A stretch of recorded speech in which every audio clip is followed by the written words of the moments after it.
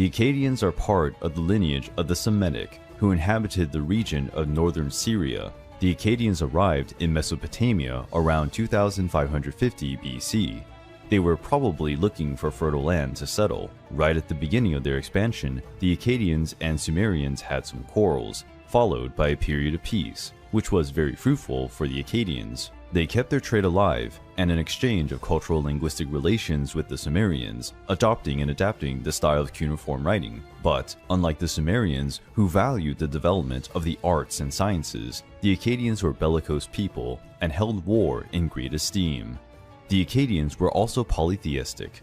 As time passed, their gods mixed with the Sumerian deities. A good example is the goddess of fertilization Ishtar, who for the Acadians originated from the goddess Namu, who was the goddess of the seas for the Sumerians. The Acadians then regarded their kings as deities, or referred to them as envoys of the gods to command their subjects on earth. The Acadian kings also held the title of supreme priests. The coexistence between Acadians and Sumerians had reached a point of harmony. Nevertheless, the Sumerians controlled much of the region's trade, which prevented the development of the Acadian cities. The Sumerians were always surrounded by enemies. There were the enemy kingdoms of the Elamites and the Hurrian, and many other nomadic tribes that kept invading Sumerian lands. Also, the Sumerians had internal wars, with one city-state trying to defeat the other. Then, around 2375 BC, the Sumerian king, Lugal-Zaggisi, unified all Sumerian cities after several battles. Lugal-Zaggisi ruled the Sumerians for about 30 years. During this period, the Sumerians and Acadians already lived almost as one people, having several members of the nobility of both peoples sharing positions in society. Suddenly, in the Sumerian city of Kish, Sargon emerged, who later became known as Sargon the Great. The origin of Sargon is not clear. The text written in clay at the time is incomplete, and it's also not clear how he managed to ascend to the throne. On the clay plate, the following was written: in Akkadian, Sargon, whose father was a gardener, the cupbearer of Ur-Zababa, became king, the king of Akkadian, who built Akkad. He ruled for 56 years. After taking power over the city of Kish, Sargon declared war against the Sumerian king Lugal-Zaggisi and attacked the city of Uruk, which was conquered after a fierce battle.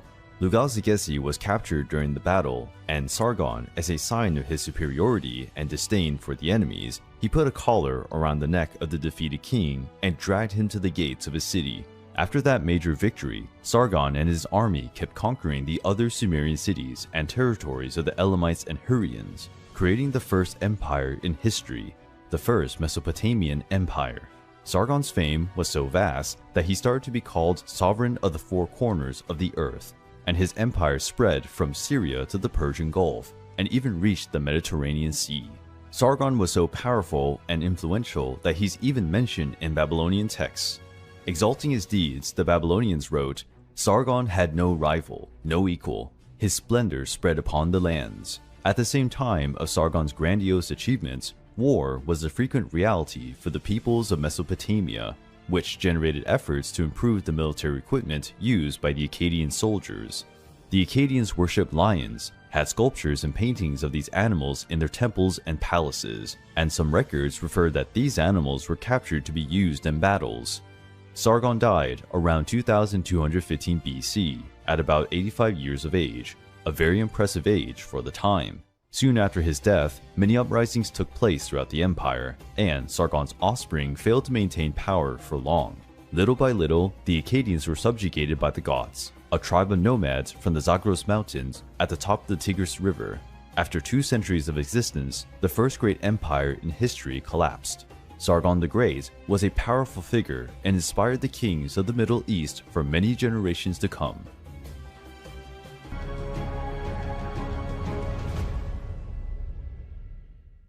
The history of the human race is filled with civilizations and empires, but that wasn't always the case. At the end of the Neolithic period, a great share of people still had a semi-nomadic lifestyle, wandering from one region to another in search of hunting and other food sources. With the dominance of agriculture and the domestication of animals, human beings began to create ever larger settlements, which allowed a considerable spike in population numbers. Around the year 4000 BC, some tribes started to settle in the south of ancient Mesopotamia. a region between Iraq, Iran, and Syria, bathed by the Tigris and Euphrates rivers.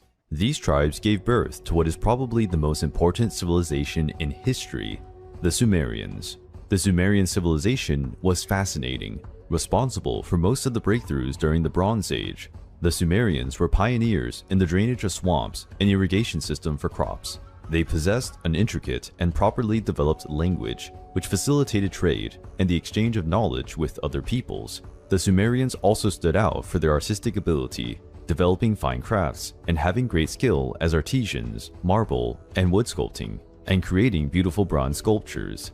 And perhaps most importantly, they came up with the idea of writing. The Sumerians developed the cuneiform writing, with small, wedge-shaped objects and clay tablets to engrave the symbols. Cuneiform writing was sophisticated for that time. Using it, the Sumerians recorded the important events, even crafting poems and law codes. The texts written by the Sumerians ranged from mathematical calculations to the study of astronomy and medicine. Later, the cuneiform writing was adopted by other peoples such as the Babylonians, Hittites, and Assyrians. The Sumerians are also known for the improvement of tools such as hammers, mattocks, and picks, in addition to bronze weapons with an impressive quality for that period. The Sumerians worshipped many different gods who were called Anunnaki, a group of deities responsible for the creation of humanity. These were associated with natural disasters, such as floods and earthquakes, as a form of punishment to humans for their sins. To the Sumerians, the Anunnaki were heavenly beings who came to Earth in search of gold, and to facilitate the mining of the precious metal, they gave birth to the human race. The fact that the Sumerians were considered the inventors of astronomy and studied the movement of the planets in the solar system fueled the belief in modern times that the gods Anunnaki were extraterrestrial beings who visited our world long ago and taught the early peoples how to grow food and build larger cities. The Sumerians founded the cities of Kish, Nippur, Uruk, Eridu, Lagash, and Ur, which became important cultural and commercial hubs in the region. But these cities did not belong to a single kingdom. Each had its autonomy as city-states, being ruled by its kings and maintaining its cultural traits. The city of Ur was particularly important among the Sumerian cities as an important center of trade in the region, with several religious temples, such as the famous Great Ziggurat of Ur. The Sumerian kings often maintained peace, but sometimes they fought wars for the domination of new territories. The wealth of the Sumerians began to incite the ambition of other neighboring peoples, such as the Elamites and Amorites, who constantly attacked to plunder the Sumerian cities. These conflicts gave rise to the first written war in history. The war took place in 2700 BC between the Sumerians and the kingdom of the Elamites. The Sumerian king of the city of Kish was called Enme-Baragesi. He led a Sumerian contingent against the kingdom of the Elamites.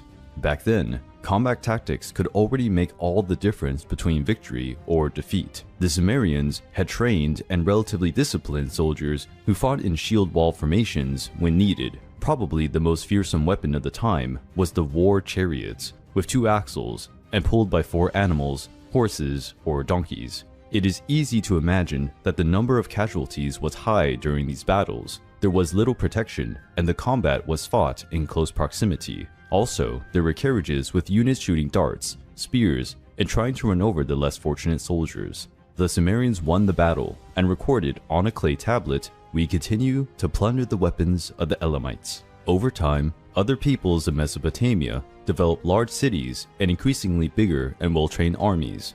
The Sumerian civilization did not resist the military advance of several kingdoms and ended up succumbing. It is believed that climate change also caused a major drought in the region, which contributed to the decline and disappearance of the Sumerian culture. Albeit their tragic end, the Sumerians played a key role in the cultural and social development of the peoples of Mesopotamia. These new kingdoms made good use of the Sumerian legacy, and thanks to their heritage, their names will be forever in history.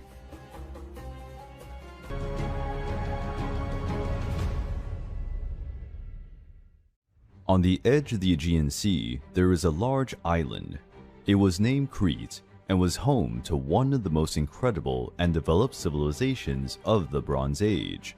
This civilization almost remained forgotten in history, and its discovery was the consequence of major efforts of Arthur Evans.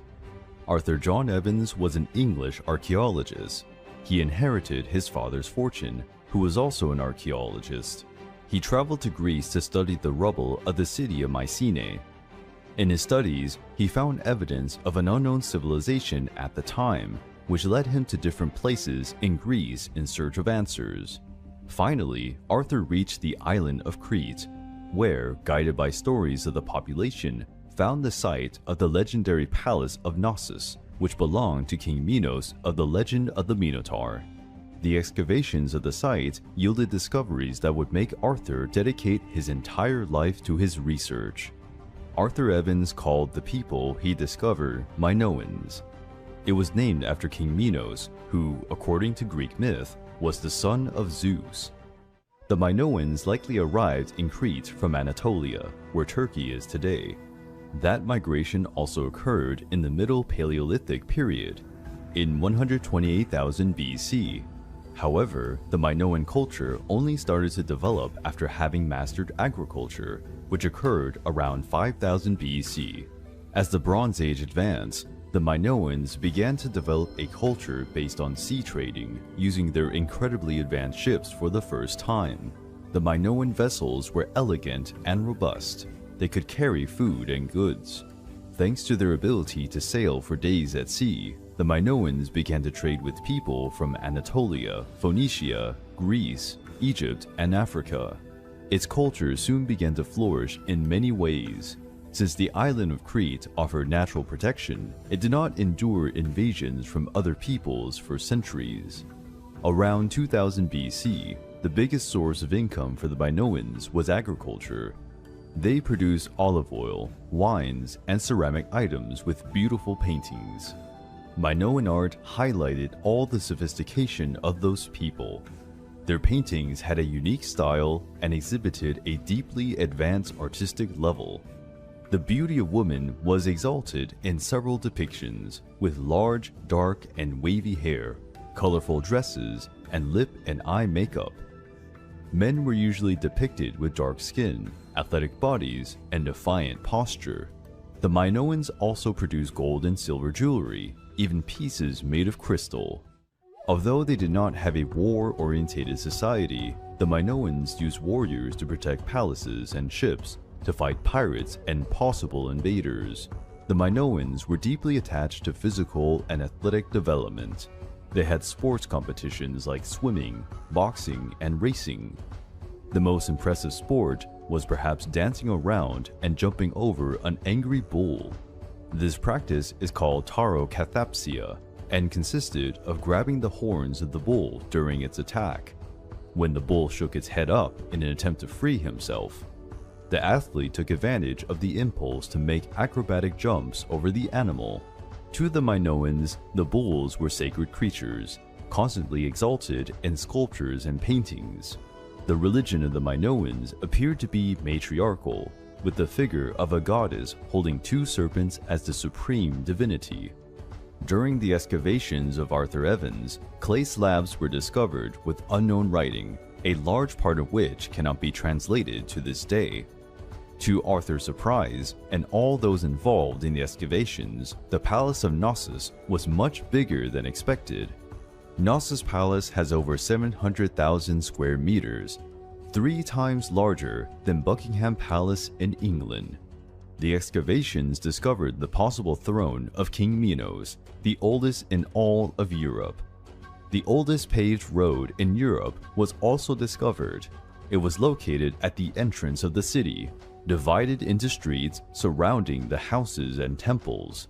Some parts of the city had a water drainage system, which worked as a sewer. And something surprising was found below the palace, a labyrinth. This labyrinth contained several massive jars, used to store grain and wine. Some parts seem to have been used as a dungeon for prisoners. Designs of mazes and the Minotaur were also engraved on their coins, emphasizing the odd legend about this monstrous creature. The island of Crete is in a seismic region. To this day, there are earthquakes and strong sea waves. Around 1750 BC, there was an earthquake in Crete that destroyed much of the Minoan buildings. The Minoans remained on the island and rebuilt their palaces and houses. Historians Herodotus and Thucydides claim that the Minoans became lords of the Aegean Sea, ending piracy in the region. They colonized other islands near Crete. Thucydides tells that King Minos sent his sons to rule these islands. By the middle of 1700 BC, the Minoans were already a famous and respected people. Even the kingdoms that arose in Greece, such as Mycenae and Athens, recognized the independence of the Minoans. Crete had become a must-see stop for countless boats coming from many regions. Merchant boats from Egypt were selling their products in Crete. From there, these products were taken to Greece and Anatolia. The same happened with products from other regions. In Minoan society, the imbalance between rich and poor was not clear. The people were always depicted working together. Women were also portrayed as an important part of the kingdom, and not just wives or daughters, as in other cultures of the same period. But what does the history of the Minoan civilization have to do with the legendary Atlantis? Atlantis appeared in a story written by Plato between 428 to 347 BC. Plato found inspiration in something that happened 1,000 years before his time. During Plato's period, the Minoans were already part of ancient stories. Due to this, and because it was based on exaggerated tales, Plato imagined and described an ancient kingdom more advanced and powerful than the kingdoms of his own time. But not everything was a product of Plato's imagination. The Minoans were indeed advanced and ingenious people. There were many theories of where Atlantis would be. Most likely, it was the Minoan city on the island of Santorini. The island of Santorini was one of the most important for Minoan trade. There was a huge volcano on it. When the volcano erupted, it almost completely destroyed the island and its buildings. A large part of the island sank into the sea, dragging everything with it, which greatly affected the Minoan trade with northern kingdoms. As if that were not enough, a huge cataclysm occurred shortly after. A strong earthquake, followed by a tsunami with waves of up to 20 meters, affected all of Greece, and especially the island of Crete. The devastation was much greater than that caused by an atomic bomb. The houses and palaces were yet again destroyed. With such seismic activity, the volcano of the island of Santorini erupted again. Despite the distance, its ashes invaded the island of Crete, blocking the sunlight and generating a toxic mist that killed crops and animals, and famine brought revolts and violence throughout Crete. It reached a point of despair, and there were reports that the Minoans resorted to cannibalism. Unfortunately for the Minoans, not even they could fight against the forces of nature. One of the most advanced societies of their time fell into savagery. A disaster of such proportions served as inspiration for Plato to create his story about Atlantis. There probably never was the city of Atlantis, which is a myth. The Minoan people were brave and still attempted to rebuild their cities, but the economy was already feeble and the Minoan kingdom was losing its wealth while other kingdoms were growing. The Greek kingdom of Mycenae kept conquering almost all of Greece, already moving towards the Aegean islands. It is unclear whether Mycenae took Crete by force or offered help in exchange for giving up the territory. The fact is that Minoans and Mycenaean merged their cultures. 2 centuries later, started to recover the island of Crete. According to Homer, in his epic poem about the Trojan War, the Mycenaean ships commanded by King Agamemnon set sail for Troy from the island of Crete. In 1200 BC, the Mycenaean Empire went into decline, largely due to pirate attacks that destroyed everything in their path. Even the mighty Egypt suffered great losses against the Aegean Sea pirates. The last inhabitants of Crete abandoned their cities and took refuge for over a century in the mountains of the island. This allowed other peoples from Greece to occupy the ancient Minoan cities. no longer able to withstand invaders, one of the most splendid cultures of the ancient world came to an end.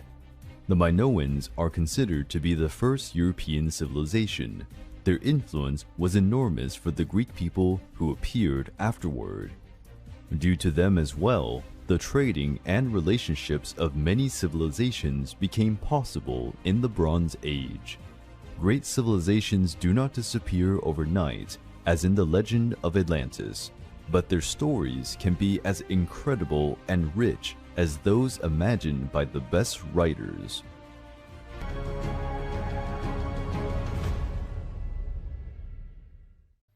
The Age of Bronze was marked by the rise of great civilizations responsible for the development of new technologies and breakthroughs for humanity.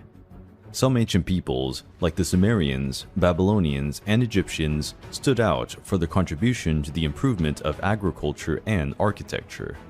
Other peoples, like the Phoenicians and Minoans, developed new forms of art, commerce, and writing. But there were also warlike civilizations which became prominent in the art of war, like the Mycenaean Civilization. The Mycenaeans formed the first advanced civilization in continental Greece, with a well-organized system of city-states, urban organization, works of art, and writing system. According to DNA analyses, the Mycenaeans were part of the same group of tribes that migrated to Greece in the Middle Paleolithic period. These tribes spread to the islands and the region of the Peloponnese, originating the first Greek settlements. On the island of Crete, for example, one of these tribes founded the kingdom of the Minoans, which was Plato's inspiration for creating the legend of Atlantis. The famous Greek poet Homer used different names to refer to these tribes in his famous epic poem entitled Iliad. According to Homer, the tribes that stood out the most in that period of Greek history were the Achaeans, the Danaans, and the Argives.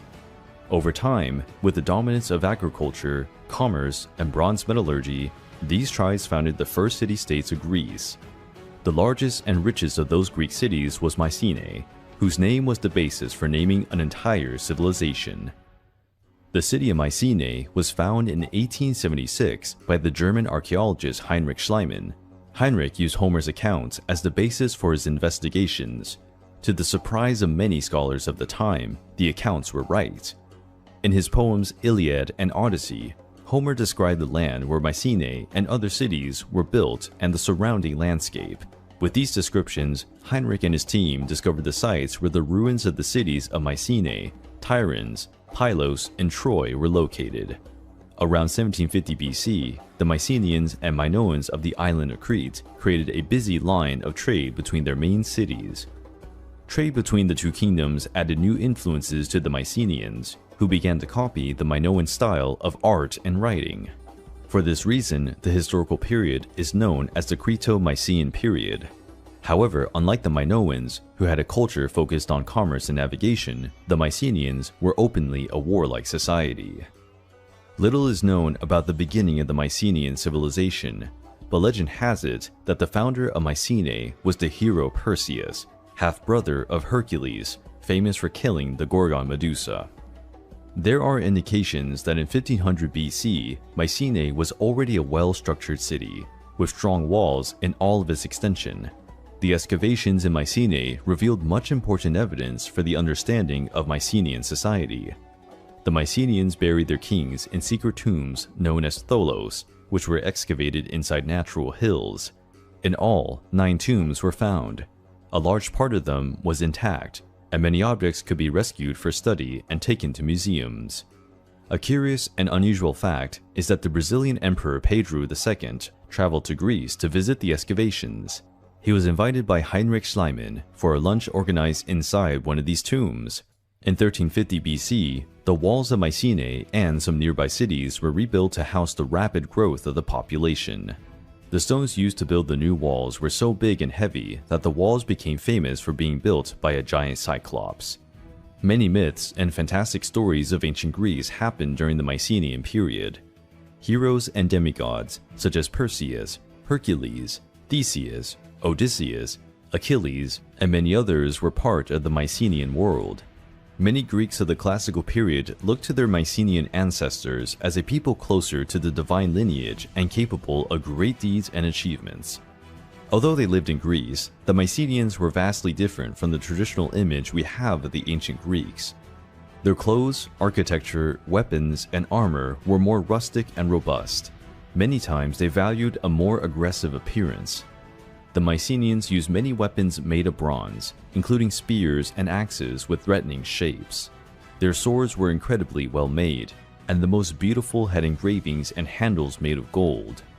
The shields used by Mycenaeans were large and heavy. Some were fully coated in bronze. The warriors' armors were the main highlight, with a great variety of shapes, sizes, and colors. Their helmets were meant to express the courage and strength of the warriors. They were adorned with horsehair and horns. They also used animal skins, such as bovine leather, for their shields, and feline skins, such as lions and leopards, to complement their armor. The Mycenaeans had the best armors of their time. Some covered almost the entire body, being made with large bronze plates that made them quite heavy. To fight while wearing these armors, the warriors had to truly be strong. The Mycenaeans also made recurrent use of war chariots, spreading terror on the battlefields when they tried to run over their enemies. In Mycenaean society, the king was the military and political commander. The people were divided between free workers and slaves. The Mycenaeans produced and exported wheat, oil, wine, ceramics, and bronze, using gold to create jewelry and decorative pieces. Among the pieces produced in gold are the famous funeral masks, made to cover the faces of the deceased and preserve their image. The variety of products produced by Mycenaeans allowed them to develop a great sea trade route. Mycenaean objects were discovered in Syria, Egypt, Cyprus, Italy, and the Iberian Peninsula. As time went by, the Mycenaeans replaced the elegant style of the boats used by the Minoans and began to create stronger ships focused on combat. Little is known about the original religion of the Mycenaeans, but they created the basis of Greek mythology as we know it. The main deity of the Mycenaeans was Poseidon. At the time, he was considered the god of the seas, land, and earthquakes. Around the year 1370 BC, several earthquakes occurred in Greece and nearby regions. The earthquakes caused so much destruction that the island of Crete was devastated. The Mycenaeans took the opportunity to claim the right to rule the island, considering that it was an important commercial port in the Aegean Sea. In the following 2 centuries, the Mycenaeans incorporated the Minoans into their culture, further expanding the influence of the Greek kingdoms. The most famous of the Mycenaean kings was Agamemnon, who reigned in Mycenae. His brother Menelaus reigned in the young city of Sparta. Both kings married Spartan princesses. Agamemnon married Clytemnestra, and Menelaus married a woman who would leave her name in history, Helen. Agamemnon spared no effort to expand the maritime trade routes with other kingdoms and empires. This caused Mycenaean ships to travel to ports in increasingly distant and exotic cities. One of these cities was in a privileged geographic location. Troy was to the west of Anatolia, where today is Turkey, more precisely in a region called Hisarlik.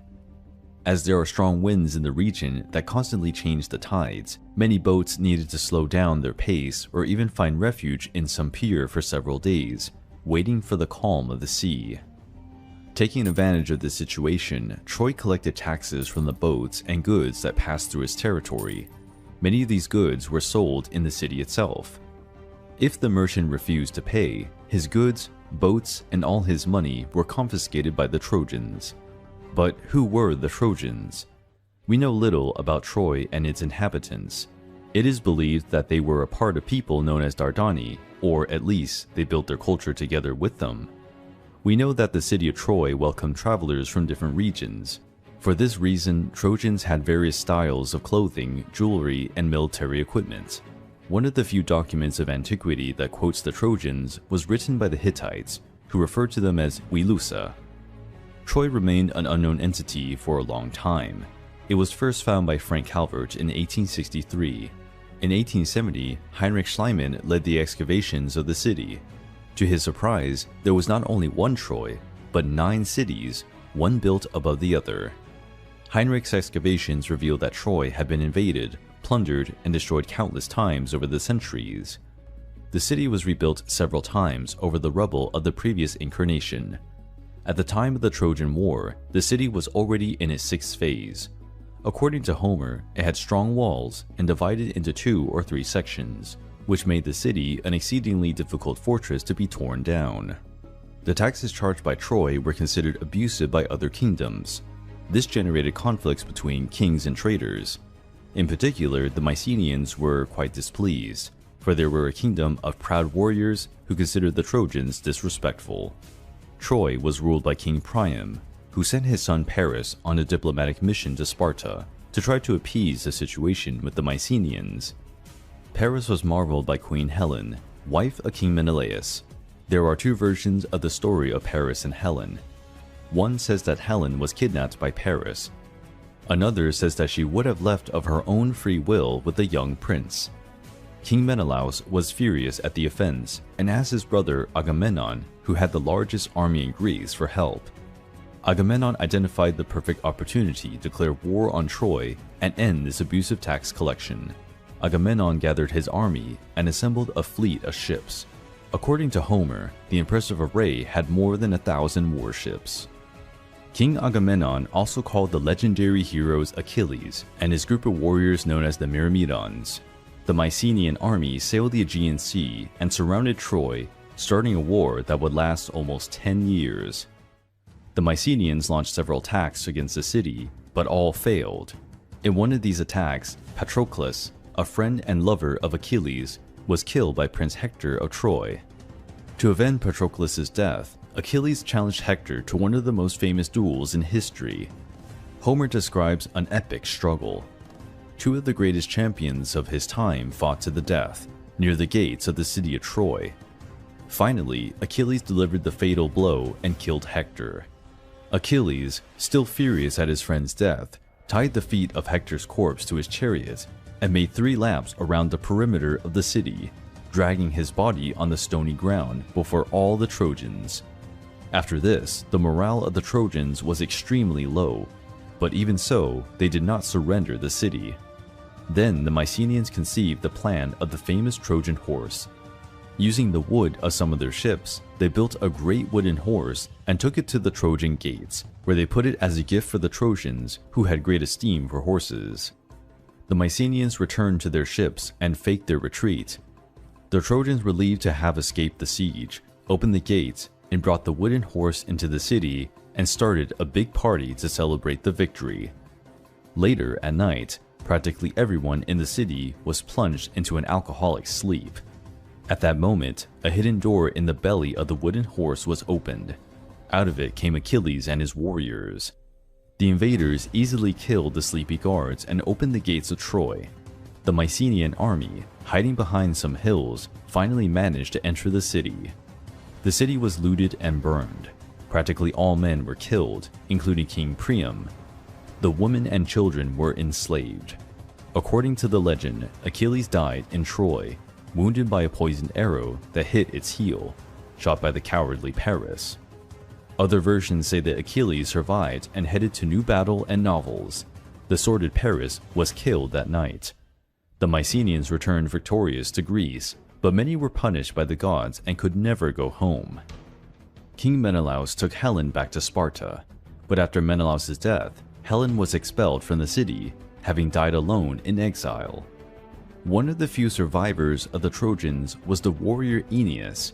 According to the ancient Romans, he fled to Italy and gave birth to the Roman lineage. Much of this narrative comes from the poems of Homer. Although the works include gods, they are not entirely fictional. The evidence points to a real war in that region, and Troy was looted and burned. The texts written by the Hittites say that a people came from the sea and attacked the city of Troy. The texts of the Hittites also mention a Trojan prince named Alexandros, who may have been Paris or served as inspiration for him. Another possibility is that there are a new wave of seismic activities in 1300 BC, causing the decline of many civilizations. The siege of Troy will have happened in that period, and historians believe that part of the city wall fell due to an earthquake. The Mycenaeans camped outside the city did not suffer much damage, and took advantage of the chaos to invade Troy. Coincidence or not, the god of the Mycenaeans was Poseidon, who was also the god of earthquakes. As such, from the point of view of the Mycenaeans, Poseidon helped them conquer Troy. The Trojan War told by Homer is a fantastic saga. Completely true or not, it traveled throughout the centuries, and to this day we use expressions, "beware Greeks bearing gifts," or "Achilles' heel." Still, because of these earthquakes, many people migrated from one region to another, and many kingdoms completely failed. All these series of natural disasters, wars, and migrations caused the collapse of the Bronze Age. And, in Greece, a warrior people known as Dorians left Macedonia to conquer the cities of the Mycenaeans. The Dorians had equipment and weapons made of iron, which was an enormous advantage over the Mycenaeans, who still used bronze. After the fall of the Mycenaean kingdom, Greece entered a period known as the Greek Dark Ages, of which little is known. Slowly, it gave rise to classical Greece, making the Mycenaean Civilization an important link in Western history.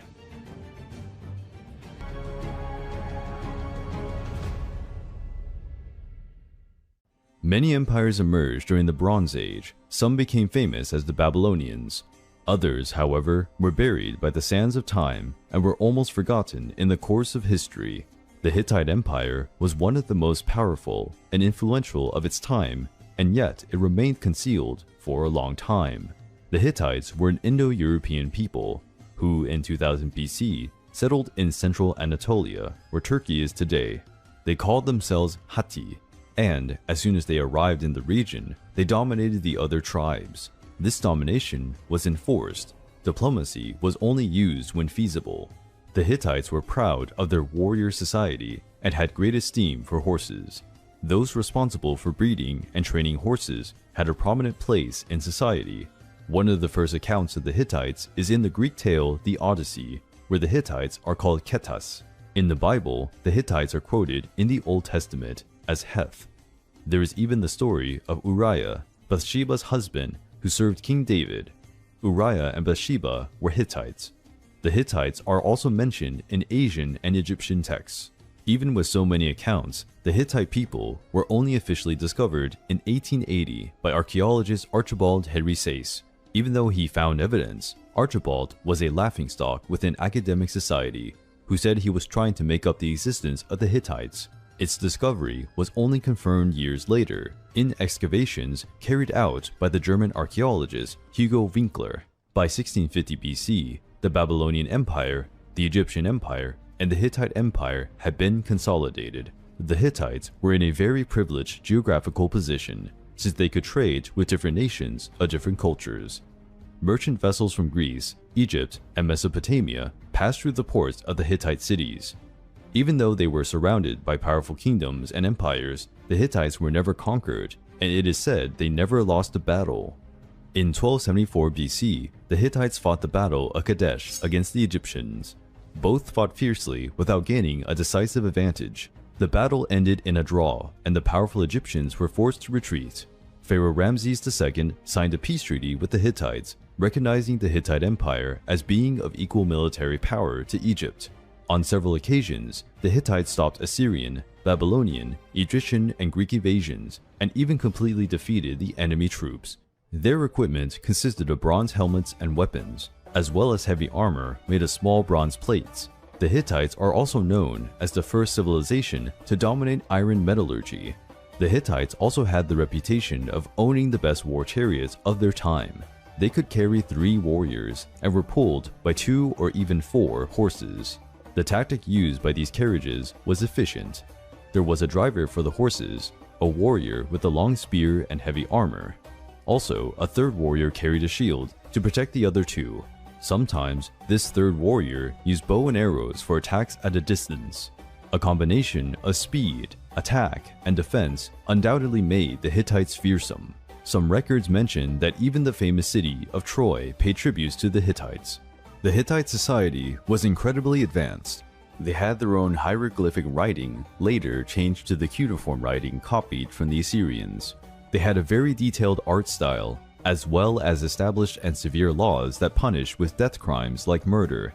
The capital city of the empire was Hattusa, whose ruins still exist today. In politics, there was the king, who showed social and military skills. Also, there was a council of noblemen called Penkus, which prosecuted the crimes or decided on minor day-to-day matters. Among the Hittites, even the slaves had rights in society. In religious matters, the Hittites were incredibly tolerant. They worshipped gods of various peoples and even respected the beliefs of their enemies, which earned the Hittites the epithet of people of the thousand gods. At its peak, the Hittite Empire extended from Turkey to a part of Lebanon and Syria. Shortly after the Battle of Kadesh, the Hittite Empire entered into eternal conflicts and other peoples took advantage of this instability.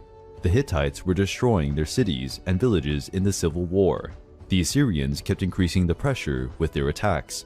The Hittite population began to flee from their homes and migrated to other regions. After burning Hattusa, their capital, the Hittites became easy targets for groups of pirates and looters. One of the most developed Bronze Age empires ended in ruins. As for the survivors of the Hittites, it is not clear where they went. Probably they lived in small tribes or sought refuge in cities of other kingdoms. Although so much time has passed, the Hittite Empire is still barely known and deserves to be remembered for its great historical importance.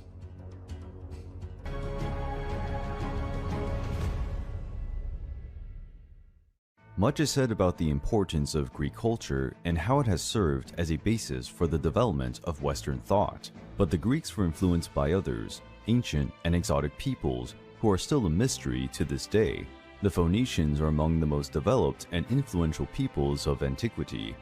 Their culture had a great impact on subsequent civilizations. The Phoenicians inhabited the coastal region of ancient Canaan, today the maritime coast of Lebanon, Syria, and Israel. In ancient times, they were known as the Purple People. The term Phoenicians comes from the Greek phonikes, which can mean crimson or purple, a color considered quite luxurious at the time. Around 1200 BC, Egypt lost some territories due to popular uprisings. The Phoenician culture started to flourish during that period. The power vacuum in the region allowed the Phoenicians to build their own trade routes and fortify their armies. Like the Sumerians and Greeks, the Phoenicians had many city-states. These remained independent with distinct cultural traits. With the development of a culture based on maritime trade, the Phoenicians came into contact with many different peoples, such as the Minoans of the island of Crete and the Mycenaeans in Greece. With the expansion of their domains, the Phoenicians colonized new territories. They founded important cities, among which Tyre, Sidon, and Beirut. One of the greatest contributions of the Phoenicians is related to writing. They created a model alphabet that is considered the ancestor of all modern ones. This alphabet is called the Phoenician phonetic alphabet. It reached Greece through the island of Crete. The Greeks, in turn, added the vowels to the Phoenician alphabet, creating the Greek alphabet. The Phoenicians thrived with the trade of wood, slaves, and glass, but their most valuable product was the Tyrian purple. The Tyrian purple is a natural dye extracted from sea snails. This dye is purple-red, a color much appreciated by all the ancient nobility. But the value of the Tyrian purple was much more than the beautiful color. This dye did not fade from the garments with the passage of time. Instead, it became stronger and livelier. Another valuable source of income for the Phoenicians was high-quality wine. The Egyptians, for instance, could not grow grapes due to their hot climate. They paid in gold for the Phoenician wine jugs.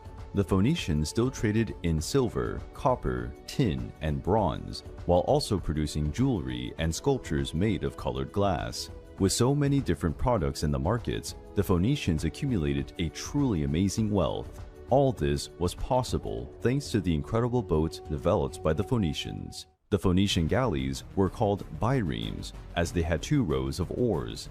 Other models with 3 rows were called triremes. This was the best type of ancient vessel. Its style was copied by the Greeks, Egyptians, and then by the Romans. The Phoenicians had a polytheistic religion. They worshipped a great number of gods and holy deities. Albeit having a sea-orientated culture, the Phoenicians did not seem to have sea deities. The Phoenicians also conducted animal sacrifices during religious festivals. This was very common at the time in practically all religions. However, the Phoenicians also sacrificed human beings, including children and newborns. Like the Minoans of the island of Crete, the Phoenicians had this duality. They were developed, but with an odd connection to primitive customs. The Phoenicians managed to travel awe-striking distances in the sea for their time. They sailed all along the coast of Africa, reaching the Iberian Peninsula, where today Spain and Portugal are located. It is believed that the Phoenicians also reached Great Britain and traded with the Celtic tribes there. 65 years before Rome was founded, the Phoenicians founded the Carthage in North Africa, a city that one day managed to terrorize Rome. There was a theory that the Phoenicians also crossed the Atlantic Ocean and reached the Brazilian Northeast. But this theory has already been cast aside and is considered an exaggerated fantasy. The Phoenicians are also often quoted in the Bible. The most famous is perhaps Princess Jezebel, daughter of King Ithobal of the city of Sidon. Jezebel became famous for marrying King Ahab of Israel, exerting much influence as queen and priestess. Even with all their fame and wealth, the Phoenicians did not have a unified military force. They could not offer much resistance against the attacks of the emerging Persian Empire. In 539 BC, Persia was ruled by King Cyrus II, known as Cyrus the Great, who conquered Phoenicia without much difficulty. Although the Phoenician cities were kept, many people moved to cities further away from Persian rule. Carthage was one of the main shelters. Its population grew substantially. In 332 BC, Alexander the Great conquered the Phoenician city of Tyre, at the time under Persian rule. Alexander was cruel, ordering the death of 2,000 citizens, among them Persians and Phoenicians. Shortly after, Phoenician culture disappeared from its country of origin. The ancient region of Phoenicia was then dominated by other powers such as the Greeks and Egyptians. Carthage continued to develop and prosper, creating its own cultural identity. Its citizens became known as Carthaginians.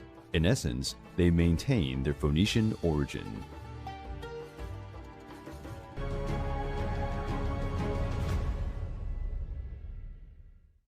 The Bronze Age was responsible for several technological breakthroughs in ancient civilizations, allowing the emergence of great empires. Some of these empires became extremely rich and powerful, like the Babylonian, Egyptian, and Mycenaean empires, which dominated large territories for hundreds of years. At the time, nothing seemed capable of shaking these great military and economic powers. But, as the saying goes, history is written by the winners. Around 1259 BC, the world was experiencing a period of relative peace. The Egyptians, commanded by Pharaoh Ramses II, had signed a peace treaty with the Hittite Empire, which ended a war that lasted for many generations. Other powerful kingdoms followed similar examples, and for half a century, there were no great battles. Trade flowed between nations. The island of Crete was an outpost for many merchants, providing plenty of profit and prestige to the kingdom of Minoans. But everything would change, and the world would plunge again in a vortex of chaos and unprecedented violence. In a period that lasted about 40 to 50 years, the climate of the Earth suffered sudden changes. Although we do not have exact information, historians believe that there were several successive natural disasters, such as earthquakes, tidal waves, and volcanic eruptions. The Aegean islands suffered a great impact, with earthquakes and even tsunamis. Crete, once home to the legendary Minoan kingdom, was probably the most affected by this great cataclysm. Its cities were devastated by earthquakes and reduced to rubble. Climate changes also caused periods of drought in Egypt, Israel, Phoenicia, and part of Anatolia. All these natural disasters disrupted trade routes between the empires. Many, like the Kingdom of Mycenae in Greece and the Hittite Empire in Anatolia, went bankrupt, generating revolts and violence among the population. But something much worse happened afterwards. Climate change and the destruction of cities forced the migration of many different peoples who were looking for new regions to conquer and establish themselves.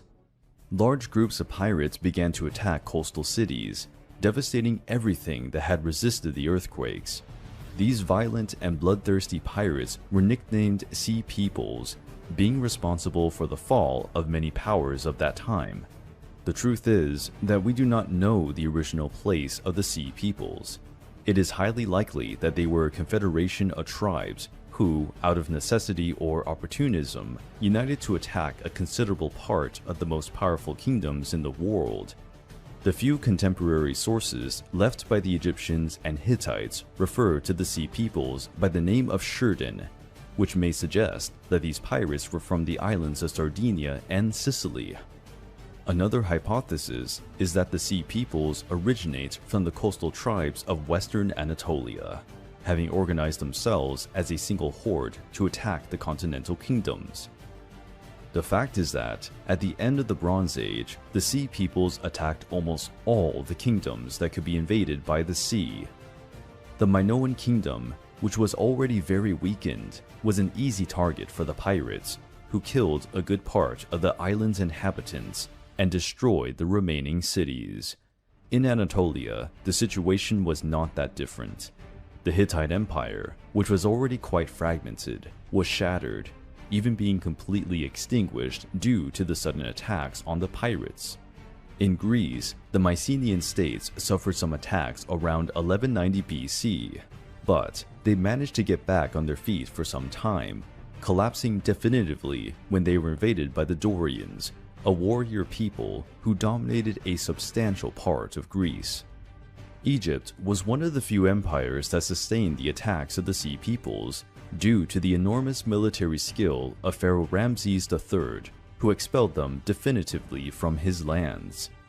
The Assyrians were the least affected by the calamities. In a way, they were able to take advantage of the weakening of the neighboring kingdoms, further expanding their domains and beginning the Middle Assyrian Empire period.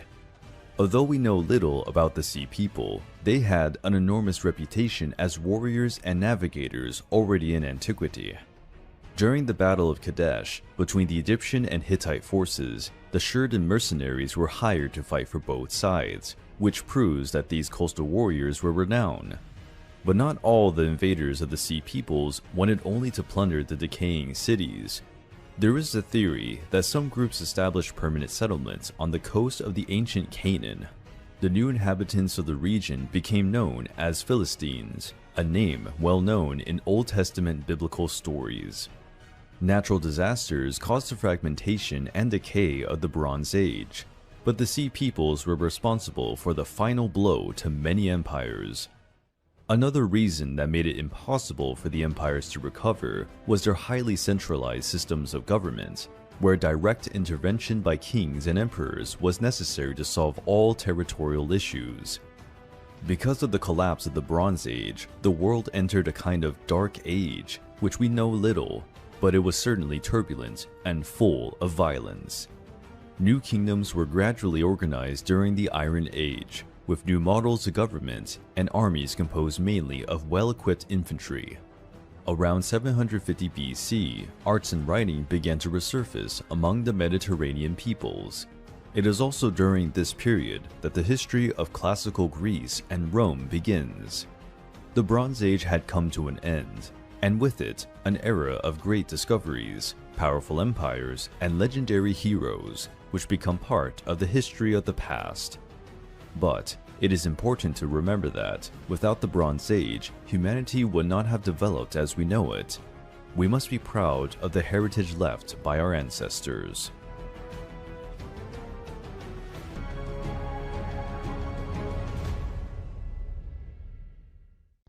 Mesopotamia is considered the cradle of the first great civilizations. Among them are the Sumerians, who created well-organized kingdoms at the beginning of the Bronze Age. Obviously, at that time, human beings did not only live in Mesopotamia. They were in much of the globe, and most lived as nomads or in small villages.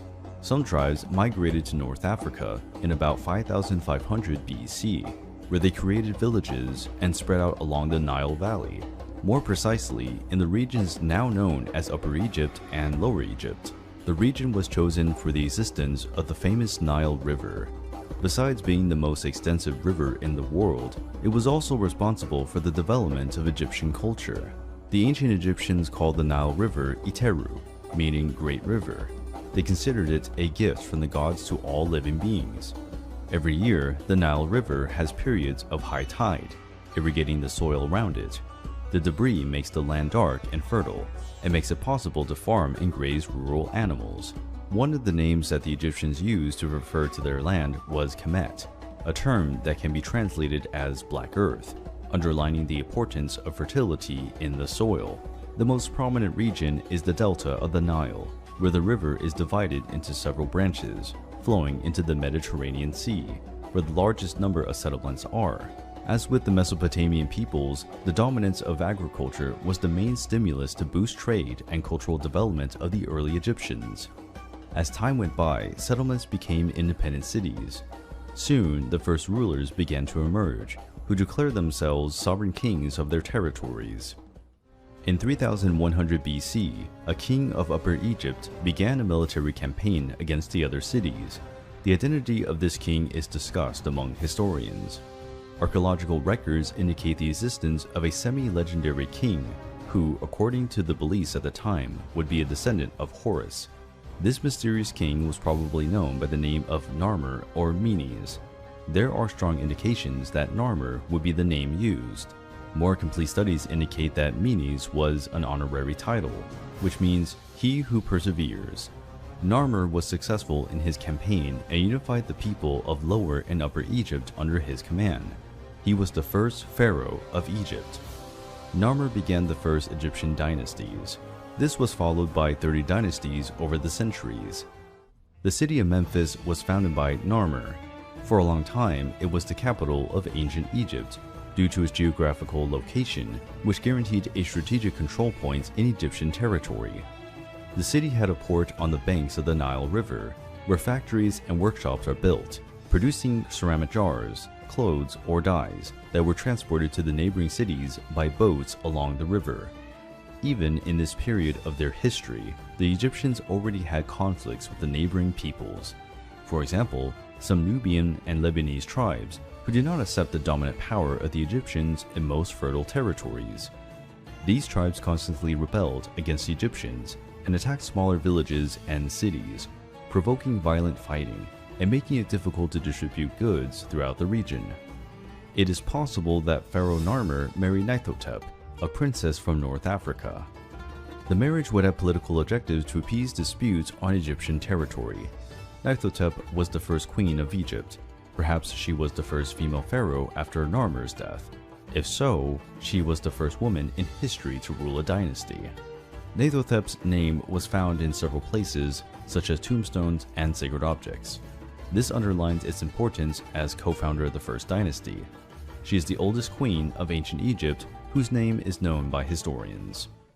During the great history of ancient Egypt, the pharaohs played a more important role than traditional figure attributed to kings and emperors. The Egyptians considered us sacred beings to the Egyptians. According to the beliefs of the time, the pharaohs had inherited divine blood. They were descendants of Horus, and for that reason, only those who belonged to that same lineage were entitled to the throne. This explains why some women have taken over throughout Egyptian history. In contemporary peoples, only men had the right to rule, but the Egyptians always chose a woman with divine blood over a man without that trait.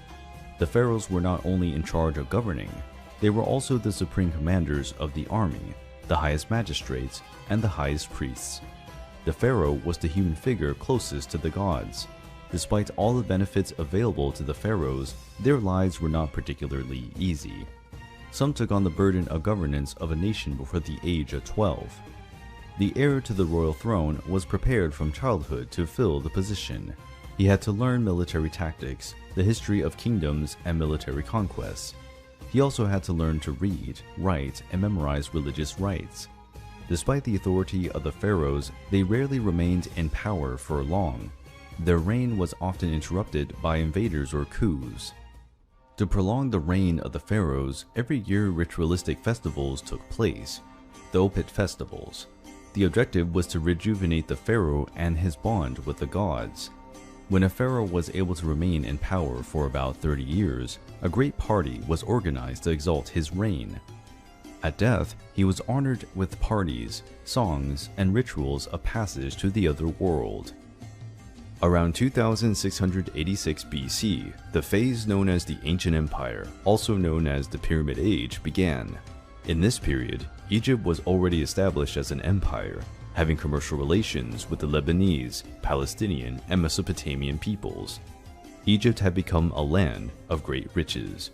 During the Ancient Empire, there were great artistic and architectural breakthroughs. The paintings that adorned the temples and palaces were made with great skill, whose proportions were calculated with high precision. The dye came from the extract of plants and minerals. Insects and animal blood were even used to achieve more vivid colors. As a result, many paintings maintain their colors and splendor today. The paintings could represent from everyday life to great events, such as bountiful harvests, the crowning of pharaohs, or natural disasters. The gods and sacred rituals were prominent in the artistic representations. Many of the most famous stories of the Egyptian pantheon were told through paintings and carvings of palace walls and tombs. In the economy, all production was accounted for and recorded, which enabled a more accurate allocation of resources. Government officials collected taxes, recruited peasants to work on crops or in construction, and headed the legal system, commanding patrols of soldiers and prosecuting crimes. During the Ancient Empire, the military area also progressed. The soldiers already had breastplates made of wool or leather, shields made of wood and covered with leather, and the iconic Khopesh sword, also of this period. Around 2200 BC, there was a great period of drought in Egypt, which lasted 140 years. It caused hunger in the population and a decline in economic and social power. Instability ravaged Egypt, and the pharaoh's government lost control of his territories. Some provinces further away from the capital revolted and declared independence.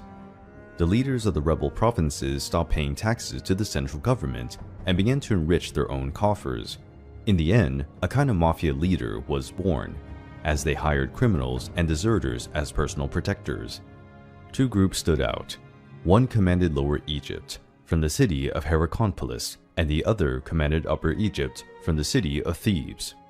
Around 2055 BC, the forces of Thebes, commanded by Mentuhotep II, defeated the rulers of Heracleopolis, unifying Egypt again and beginning the period of the Middle Empire.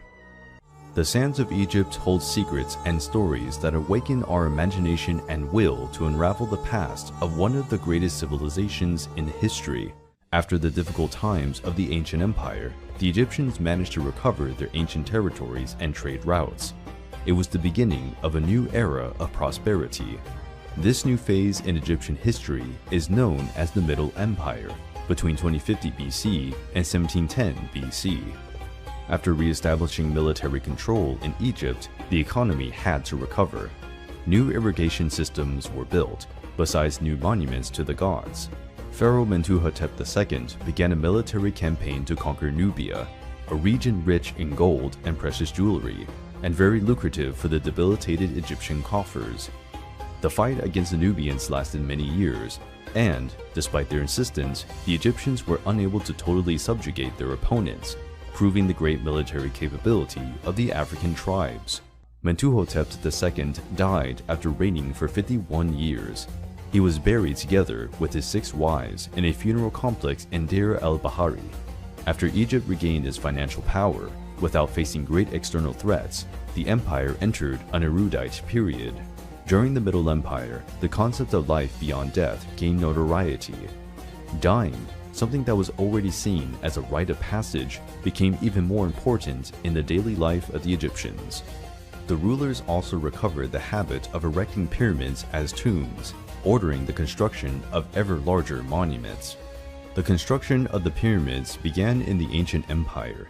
Djoser's Pyramid was the first, built around 2630 BC, located northwest of the city of Memphis.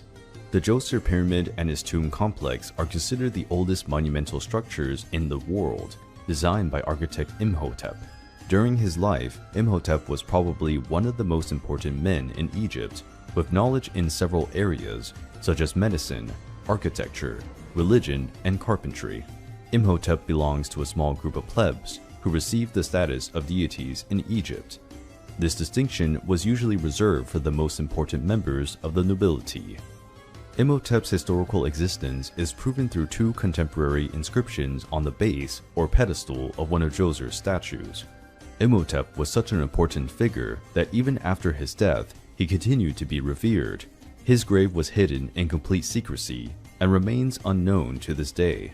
So far, 123 pyramids have been found and accounted for in Egypt, some of them already practically in ruins. The decision to build pyramidal tombs is justified because this is the safest way to erect a monument, because the base is wider and heavier than the top. Even so, some pyramids collapsed in antiquity, due to irregularities in their shape or the wrong choice of terrain. When this happened, the builder responsible for the work was executed. There is also the famous bent pyramid, which remains to this day. However, its shape has changed during construction. The construction of the pyramids required great physical effort and complete logistics. Each granite stone weighs approximately 2.5 tons, having been extracted from quarries, sometimes located 800 kilometers away from the construction site. They were then placed on barges and transported along the Nile River. After being unloaded, the stones were transported with ropes and sleds to the construction site. There, they were cut and sanded until they reached the necessary shape. Only then, they were dragged on ramps to the final destination. The exact number of workers participating in construction is unknown. It is believed that more than 30,000 men took part in the efforts to erect these monuments. The majority were freemen, who received a salary and tax exemption. Many slaves were also used, entrusted with the most arduous and tiring tasks. The pyramids were built by order of the pharaohs, who wanted to use them as a tomb and symbol of power and authority. The pyramids also had a symbolic character for the Egyptians, who believed that the origin of the earth came from a primordial mount in pyramidal form. The most famous pyramids are the pyramids of Giza in the necropolis of Giza, near Cairo. The necropolis has 3 pyramids. The highest is Cheops, the middle is Khafra, and the smallest is Menkaure. There are still some smaller monuments near the pyramids, known as the Pyramids of Queens. The Great Sphinx is also part of the necropolis. At their peak, the pyramids were finished with a cover of polished white limestone, which reflected the sunlight at great distances. And at the top were placed stones adorned with hieroglyphic writing. Possibly, some pyramids would have a top made of or coated in gold. It was a breathtaking vision. The Pyramid of Cheops was an impressive 146.5 meters high. Today, there are 138.8 meters left. It is the oldest of the 7 wonders of the ancient world, and the only one that still exists. Almost all the pyramids were plundered, inside and out. The limestone cover and the granite stones were removed for use in other buildings over the centuries. The justification for this enormous dedication to building gigantic funerary monuments lay in the religion of the ancient Egyptians, which strongly influenced the people's view of life and death. The Egyptians left no written sources that clearly explained their beliefs. For this reason, modern historians use the paintings and scriptures left in temples, pyramids, and tombs as their source. Another source of this research are the 3 collections of hieroglyphic texts from different periods. These texts are the Book of Pyramids, the Book of Sarcophagi, and the Book of the Dead. The ancient Egyptians believed that those who had divine blood could be resurrected after a few hundred years, recovering their place as rulers. This concept of death and rebirth explains why the pharaohs created environments where they could preserve their bodies and return to life. Mummification was intended to preserve the body that would be retrieved by the sovereign. In the pharaoh's tomb were also placed precious objects, clothes, and jewelry. During the ancient empire, his personal servants, animals, and priests were also sacrificed. In many cases, his wife or wives were also buried together with the pharaoh. But this practice has lost importance in the Middle Empire. The sarcophagi were also vital importance in the incarnation of the pharaoh. The pharaoh's face was carved into the sarcophagus with the greatest possible precision. Thus, when the spirit returned to the body, he could remember what his physical appearance was like in life. Today, Islam is the official religion of Egypt. Most of the population follows Sunni precepts. Even so, there are neo-pagan groups that follow religion and the ancient gods. This practice is known as Kemetism. The last pharaoh who ruled Egypt in the Middle Empire was Amenemhat III. During his reign, he allowed for tribes of Semitic Asiatic peoples to settle in the delta of the Nile River. These tribes sought refuge from the growing threats of the Assyrian Empire. These people were known as the Hyksos, a term that can be translated to shepherd kings. In 1650 BC, uncontrolled floods in the Nile destroyed part of the Egyptian plantations, affecting the economy and weakening the empire again. The Hyksos took advantage of the instability and controlled some cities built in the Nile Delta. The Hyksos established their dynasty and elected a pharaoh, following the Egyptian model of government. The Egyptian rulers retreated to Thebes, where they were trapped between the Hyksos kingdom in the north and the Kushite kingdom in the south. This phase of Egyptian history became known as the Second Intermediate Period. Despite being invaders, the Hyksos also added their influence to the Egyptian culture, bringing good quality horses, more advanced war chariots, and new weaving techniques. For 30 years, the Egyptians fought against the Hyksos. Then, the military pharaoh Amasis won several military victories and expelled the Hyksos from Egypt. This regaining of power by the Egyptians started the new kingdom. Egypt, the land of pyramids and the pharaohs, full of lavish stories and impressive deeds, which survived in time thanks to the paintings and monuments built by the ancient Egyptians. During the New Kingdom, it became clear that the Egyptian pharaohs and their military forces were not up to foreign threats. As a solution, the Egyptians started to hire troops of mercenaries from Nubia and Libya. As a reward for their services, the mercenaries received land, where they put their families to live and work for the pharaoh. Prisoners were also used in the army, usually on the front lines. Better combat tactics were also developed. Autonomous troops of up to some 6,000 men were commanded by well-trained officers. Soldiers from humble families received a salary for their enlistment, but they practically had no chance to advance in their military career, as this right was reserved for the children of nobler families. Also, during the New Kingdom, the Egyptians began to develop their maritime fleet. The Egyptians already had well-designed and maneuverable boats. However, they were not enough to carry many soldiers and equipment. This led to the creation of beautiful war galleys with a slender and threatening design. The pharaohs of the New Kingdom created a period of unprecedented prosperity by protecting borders and strengthening diplomatic ties with their neighbors. Military campaigns, led by Pharaoh Thutmose I, led to the conquest of new lands, guaranteeing the dominance of Palestine, Syria, and Lebanon. Thutmose I ordered new constructions in several cities and elaborated new works of art, among them a stela, where his achievements as a ruler were recorded. His successors maintained territorial control, fighting rebellions in the conquered lands. His grandson Thutmose III was considered one of the most important pharaohs of ancient Egypt. Thutmose III had a great military activity, with more than 17 campaigns, and maintained his grandfather's building momentum. During the reign of Thutmose III, there was a revolt in Canaan. The Canaanites were led by the king of the city of Kadesh and assembled troops to expel the Egyptians from their territories. This dispute originated the famous Battle of Megiddo, which has enormous archaeological importance. It was the first battle to be recorded and detailed in writing in history. The Egyptians described the details of the battle on the walls of the temple of Amon-Ra, which today is in the city of Luxor, the ancient Thebes. Thutmose III gathered his army and fought against the rebels in a plain. His victory caused the Canaanites to retreat into the city of Megiddo on top of a hill. The battle ended after Megiddo was besieged for 7 months, which led to the surrender of the city. Also in the Battle of Megiddo was used for the first time the compound bow, a more effective version than the bows used previously. The victory was very profitable for the Egyptians. According to the reports, they captured 894 war chariots, 2 of them covered in gold, and 2,000 horses. After this victory and subsequent conquest of the territories, Egypt reached its peak. Its territorial domination started at the Euphrates River in Syria and went to Napata in the Kushite territory. Thutmose III still attacked the kingdom of Mitanni that belonged to the Horites.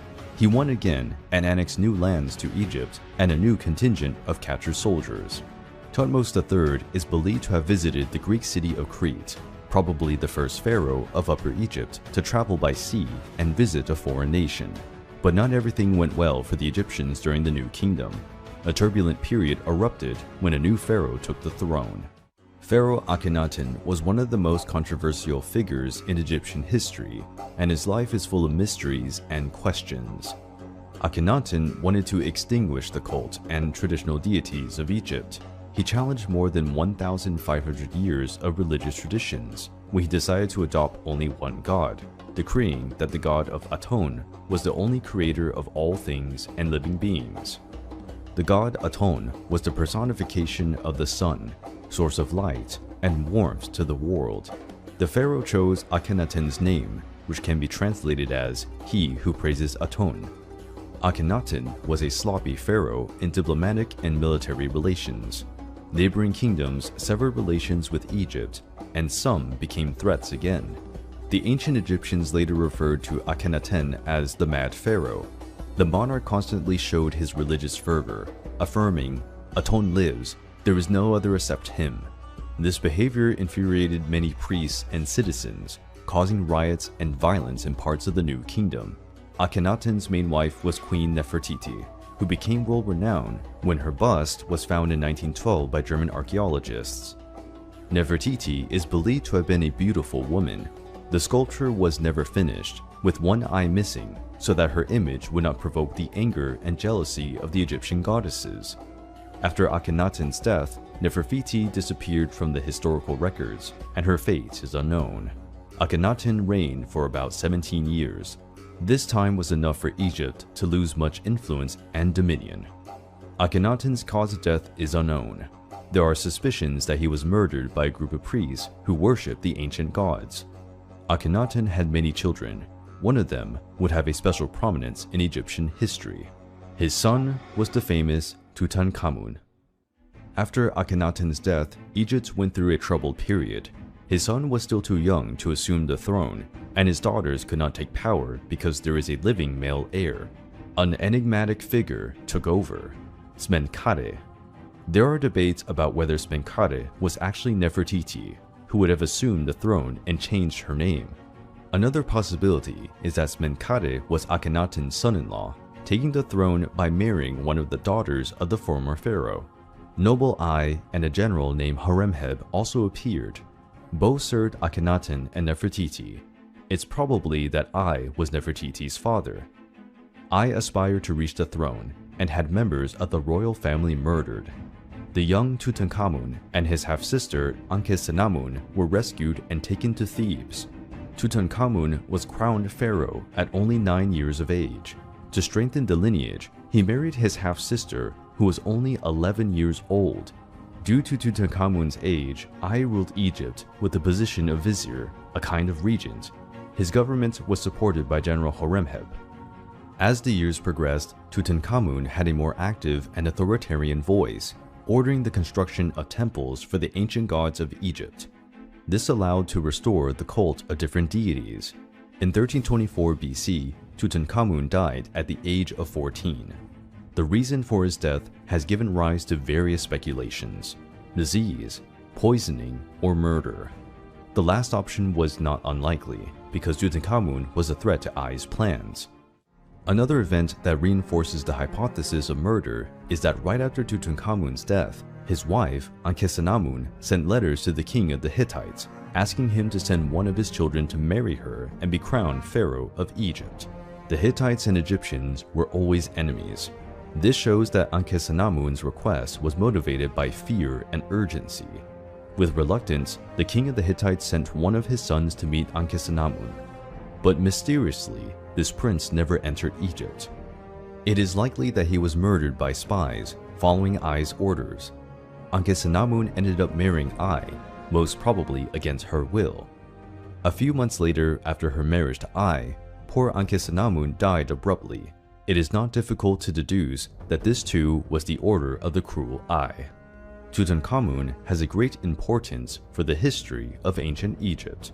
His tomb, although small in comparison with other pharaohs, was almost intact when it was discovered. Tutankhamun's tomb was found in the Valley of the Kings in 1922 by Howard Carter.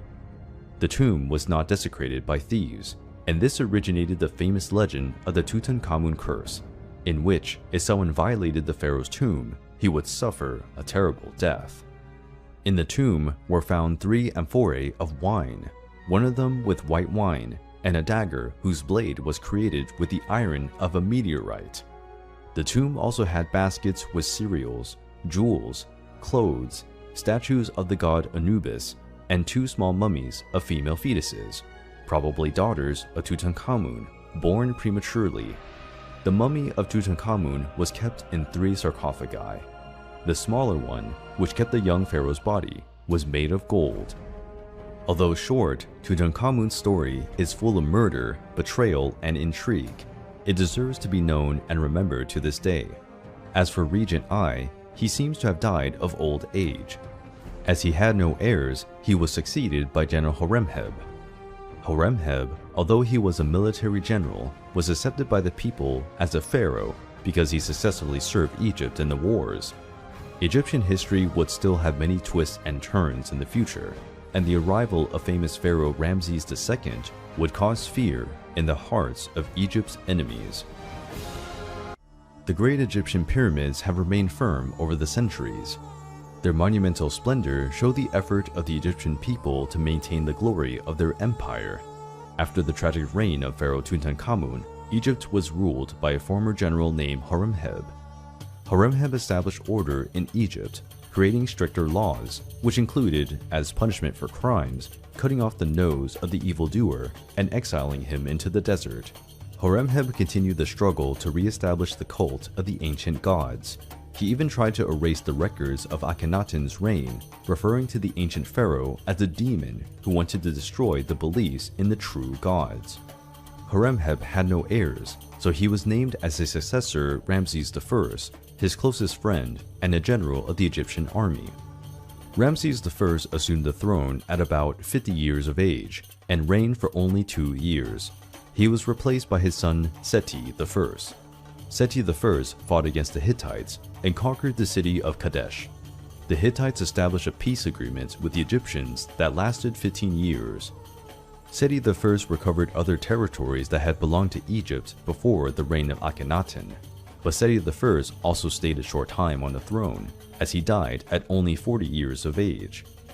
The mummy of Seti I is considered one of the most beautiful and most preserved until today. It is currently in the Egyptian Museum in Cairo. Seti I's successor was his son, the famous Ramses II. There were 11 sovereigns named Ramses in the history of Egypt, but only Ramses II is known as Ramses the Great.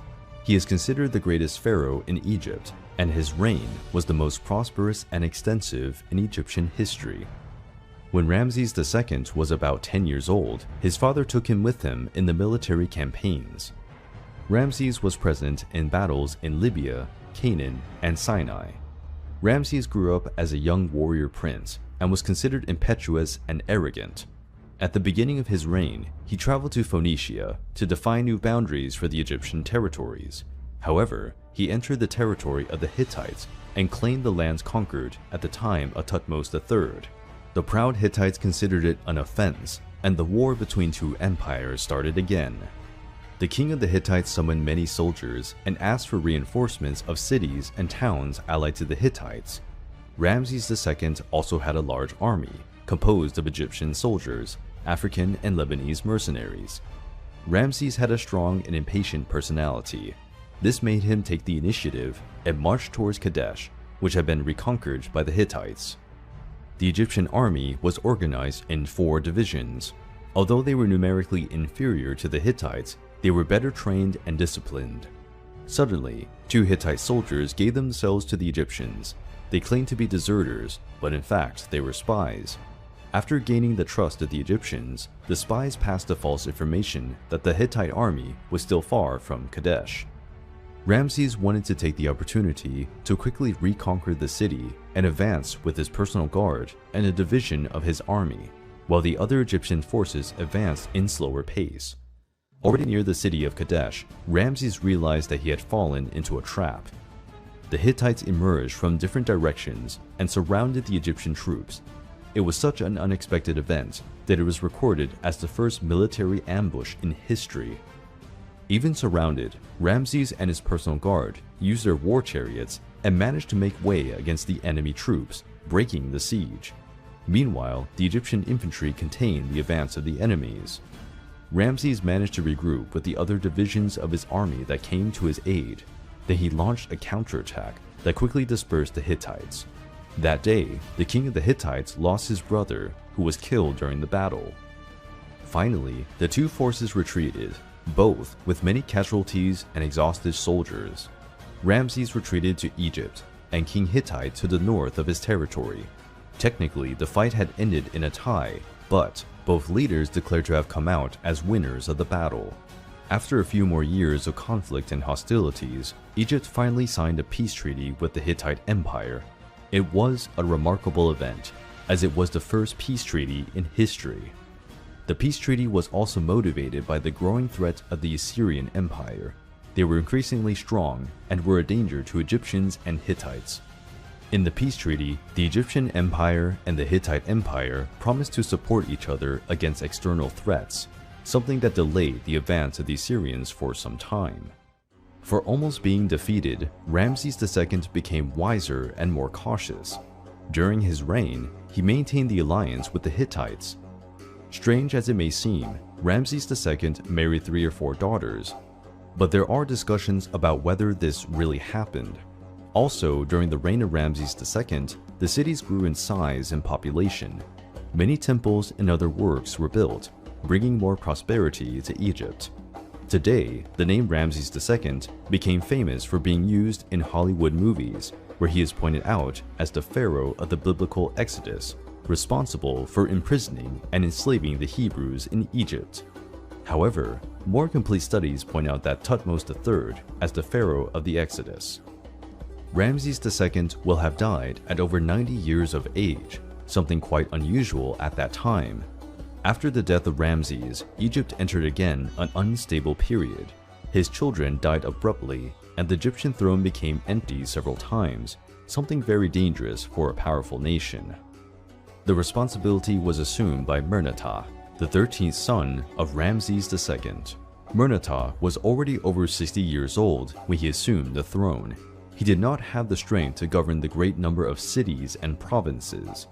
With the government weakened, the priests of the Temple of Amun came to have even more political power, since they claimed to be the link between the gods and the people. To further complicate matters, Egypt's wealth attracted other greedy kingdoms. Egypt was attacked by pirates from the coast of the Greek islands of western Anatolia. These pirates became known as Sea Peoples. The Sea Peoples were no ordinary pirates.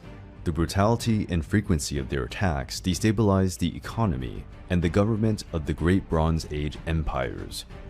They destroyed almost the entire Minoan and Mycenaean kingdom. They also devastated the Hittite Empire, which was already weakened after several civil wars. We don't know if the Sea Peoples were a single tribe or a confederation of tribes that joined together to loot and invade the Near East, but they were numerous, skilled sailors and combatants on land. The invasions of the Sea Peoples are probably motivated by natural disasters, earthquakes, and tsunamis that devastated the Aegean islands and the coastal regions of Greece and Turkey.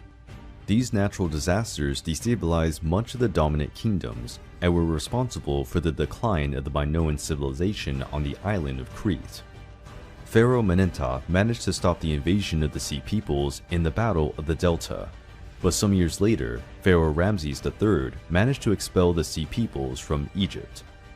The Sea Peoples continued to devastate and dominate territories in Palestine. The impact of these invasions was so great that the Sea Peoples are held responsible for the collapse of the Bronze Age. Finally, Ramses III followed the Egyptian tradition of turning enemies into allies. He established agreements with the Nubians and the Libyans. Egypt started to hire mercenaries from the Sea Peoples. Ramses III was the strong pharaoh, but his reign was turbulent. He was murdered at the age of 65 in a coup organized by one of his wives, who wanted his son as the next heir to the throne. Egypt was financially exhausted. Its coffers were emptied by the war against the pirate invaders. The situation was so bad that the population's food was rationed. During this period, the first labor strike in history occurred. When workers from various areas did not receive their grain, they refused to work for the pharaoh. Egypt has entered a vertiginous decline marked by hunger, violence, and corruption. The empire was devastated for about 2 decades. Egypt was again divided into different dynasties. Ambitious leaders confronted each other in small battles to dominate territories. Egypt entered a phase known as the Third Intermediate Period. During this period, chaos reigned. Part of Egypt was commanded by pharaohs of Lebanese origin, while another part was ruled by pharaohs of Nubian origin. The cunning priests of the Temple of Amun took advantage of the situation and controlled Thebes and other nearby territories. The Assyrians also took advantage of the fall of the Hittite Empire and the weakening of the Egyptians. They invaded Egypt, and in the conquered cities, they placed Assyrian rulers to control the population. Under the rule of the foreign forces, the once proud Egyptian empire was subjugated and impotent, but it would not be the end of its history. There were still many unexpected events. Throughout its history, Egypt went through periods of glory and power, but it also faced difficulties during the terrible droughts that brought hunger and suffering.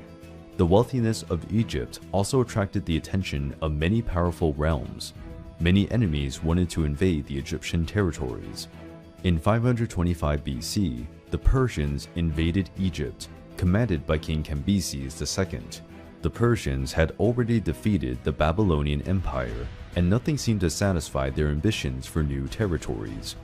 The Persian domination of Egypt lasted until 332 BC and was overthrown by a young and ambitious conqueror, Alexander the Great. Alexander seemed unstoppable.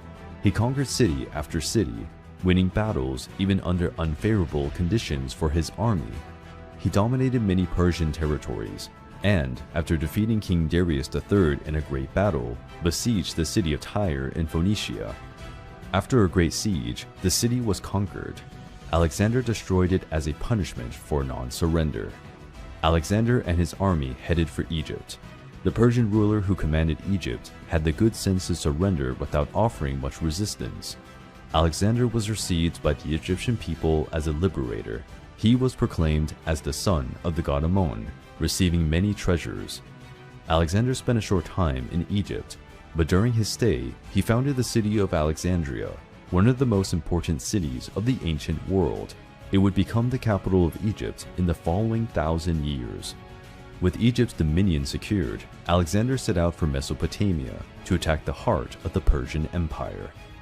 After the death of Alexander the Great, the Egyptian government was controlled by the Macedonian general Ptolemy I. He declared himself pharaoh of Egypt and began the Ptolemaic dynasty.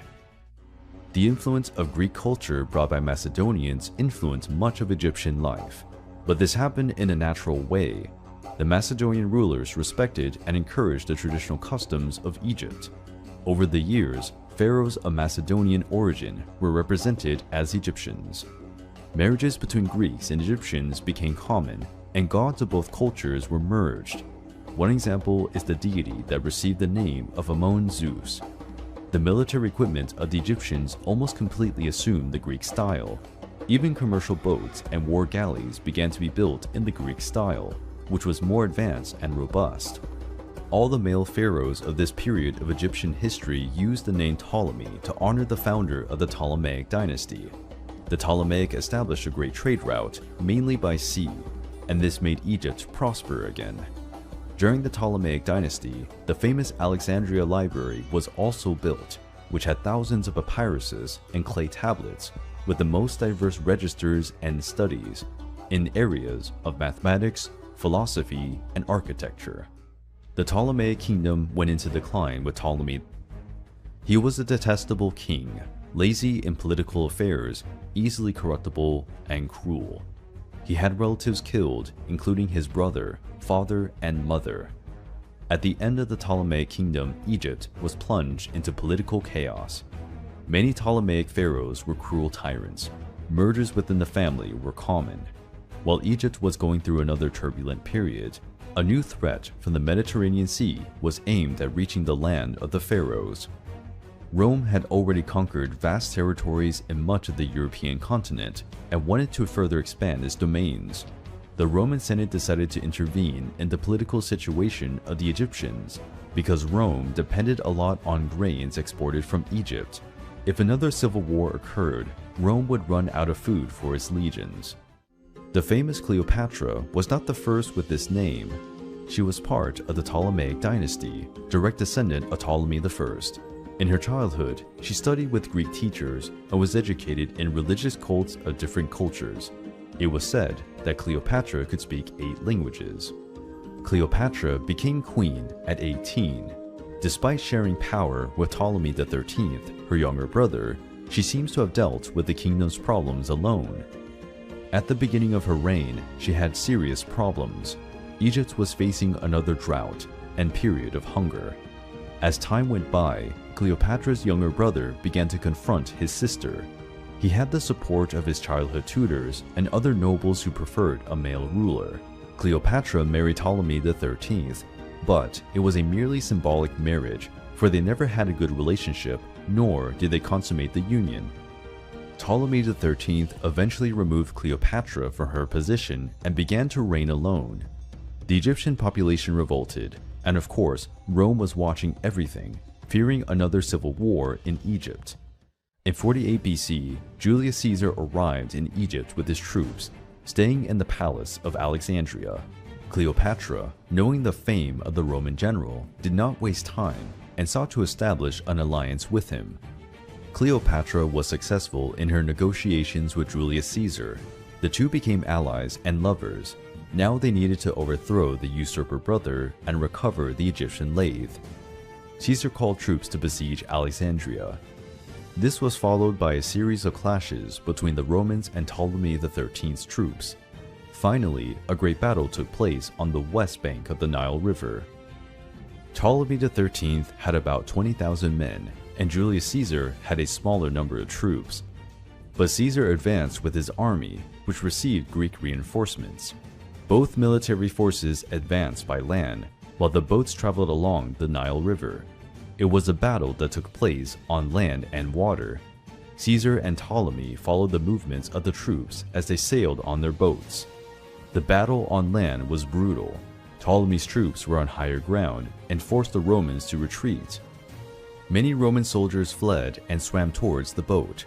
During the confusion, Caesar's galley capsized with the weight of the men who climbed aboard. Julius Caesar had to swim to the riverbank to survive. At the height of this confusion, the Greeks arrived to support Caesar. The Romans managed to regroup their troops and counterattack with the help of the Greek allies. They conquered the Egyptian camp, where Ptolemy's troops were. With this turnaround, Ptolemy's troops fled to the Egyptian boats. Ptolemy's boat also capsized. Ptolemy was not as lucky as Caesar. He drowned because of his heavy armor, which dragged him to the bottom of the Nile. After the battle, Cleopatra returned to the throne. Most of the conspirators were arrested or executed. In 44 BC, Julius Caesar was murdered in the Senate of Rome. Cleopatra sought a new alliance with General Mark Antony. Mark Antony and Cleopatra were married in Egypt, but Rome never considered this marriage official, since Mark Antony was already married to a Roman. Mark Antony offered Cleopatra vast territories that belonged to Rome. In his will, he affirmed his desire to be buried in Alexandria. The Roman Senate rebelled and gave General Octavian permission to go to war against Mark Antony and Cleopatra. To face the situation, Cleopatra joined her army to that of Mark Antony. It was the largest maritime fleet ever seen in history. They left for Greece, where they were intercepted by the fleet of Roman ships. The maritime battle was disastrous for Mark Antony and Cleopatra. Their naval fleet was destroyed by the Romans. Luckily, both managed to escape alive. A year later, Octavian besieged Alexandria and defeated the city's defenses without much difficulty, destroying the plans and ambitions of Mark Antony and Cleopatra. Cleopatra was an enormously powerful woman. She managed to keep Egypt united and, throughout her life, protected the territory from being swallowed by Rome. Cleopatra's life and personality were so remarkable that they continue to be an inspiration to this day. In our channel, we have a mini-series that tells in detail the incredible story of this great woman. Take a look at the videos. After millennia of existence, memorable battles, and political intrigues, Pharaonic Egypt lost its independence and became a province under Roman rule. The legacy of the ancient Egyptians is extremely valuable to human history, and of course, Egypt will continue to be remembered as the cradle of one of the greatest civilizations ever.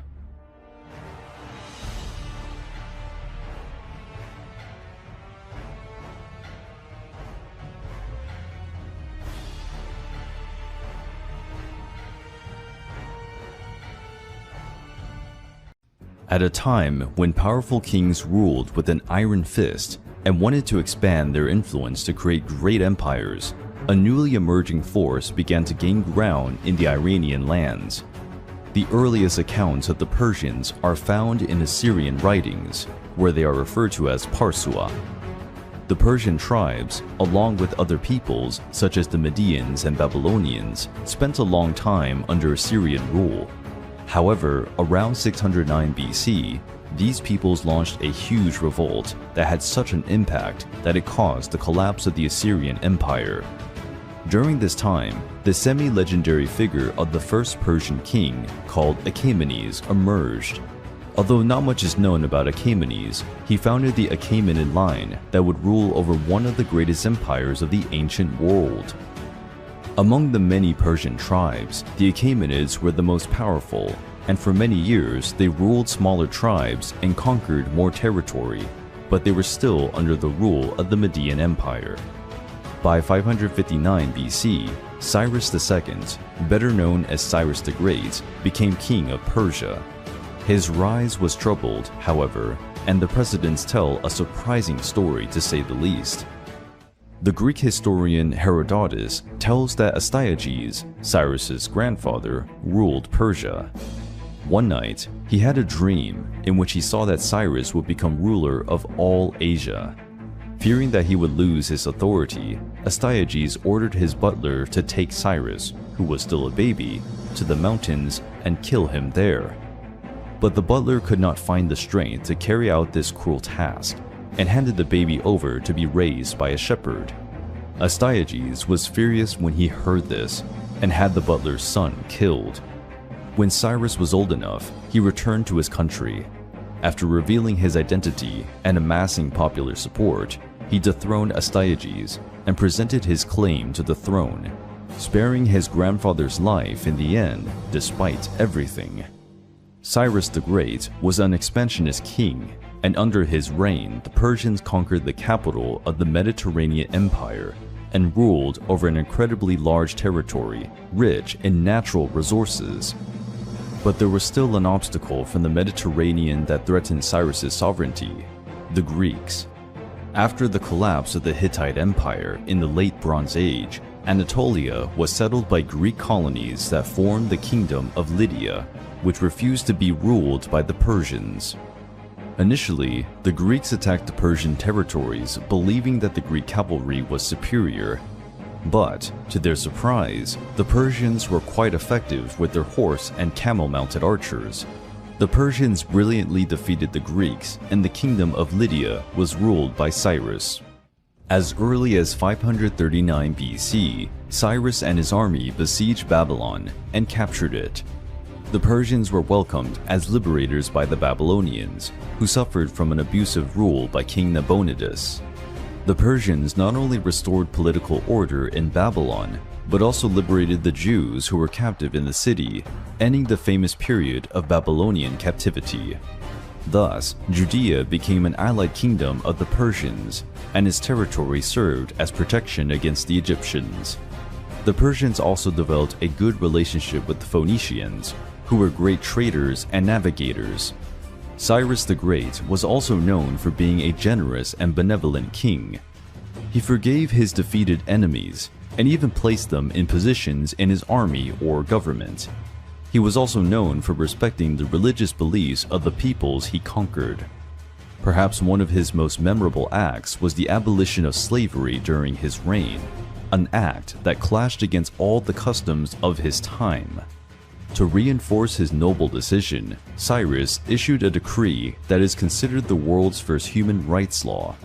The decree states, "I will prevent slavery, and my rulers and subjects are enjoined to prohibit the exchange of men and women as slaves in their spheres of government. Such a tradition shall be eradicated throughout the world." This decree is a bit of clay in cuneiform writing, known as the Cyrus cylinder. In fact, many peoples were happier and better off under Persian rule. Cyrus ruled a variety of different cultures and societies in good harmony, a feat unprecedented in human history, earning him the title of the later Shepherd King. Cyrus died in December 530 BC. Not much is known about his death, but all signs are that he died from injuries sustained in a battle against nomadic equestrian tribes. He is buried at Pasargadae, in an incredibly modest tomb for a man who commanded such a large and wealthy empire. After his death, the Persian Empire continued to expand and, at its peak, encompassed some 8 million square miles, covering Asia, Africa, and Europe. The military superiority of the Persians was due to their natural warlike culture, in which warriors and generals were praised for their strength and bravery in battle. The Persians were known to have the best horses in the world. They bred a breed called Nicaean, which was famous for being large, agile horses with fiery and aggressive temperaments, perfect for the battlefield. It was said that a true Persian learned 3 things from childhood: riding, archery, and telling the truth. Telling lies, being dishonest, or observing corruption was punishable by death in some cases. Those who observed truth and honor were highly respected in society.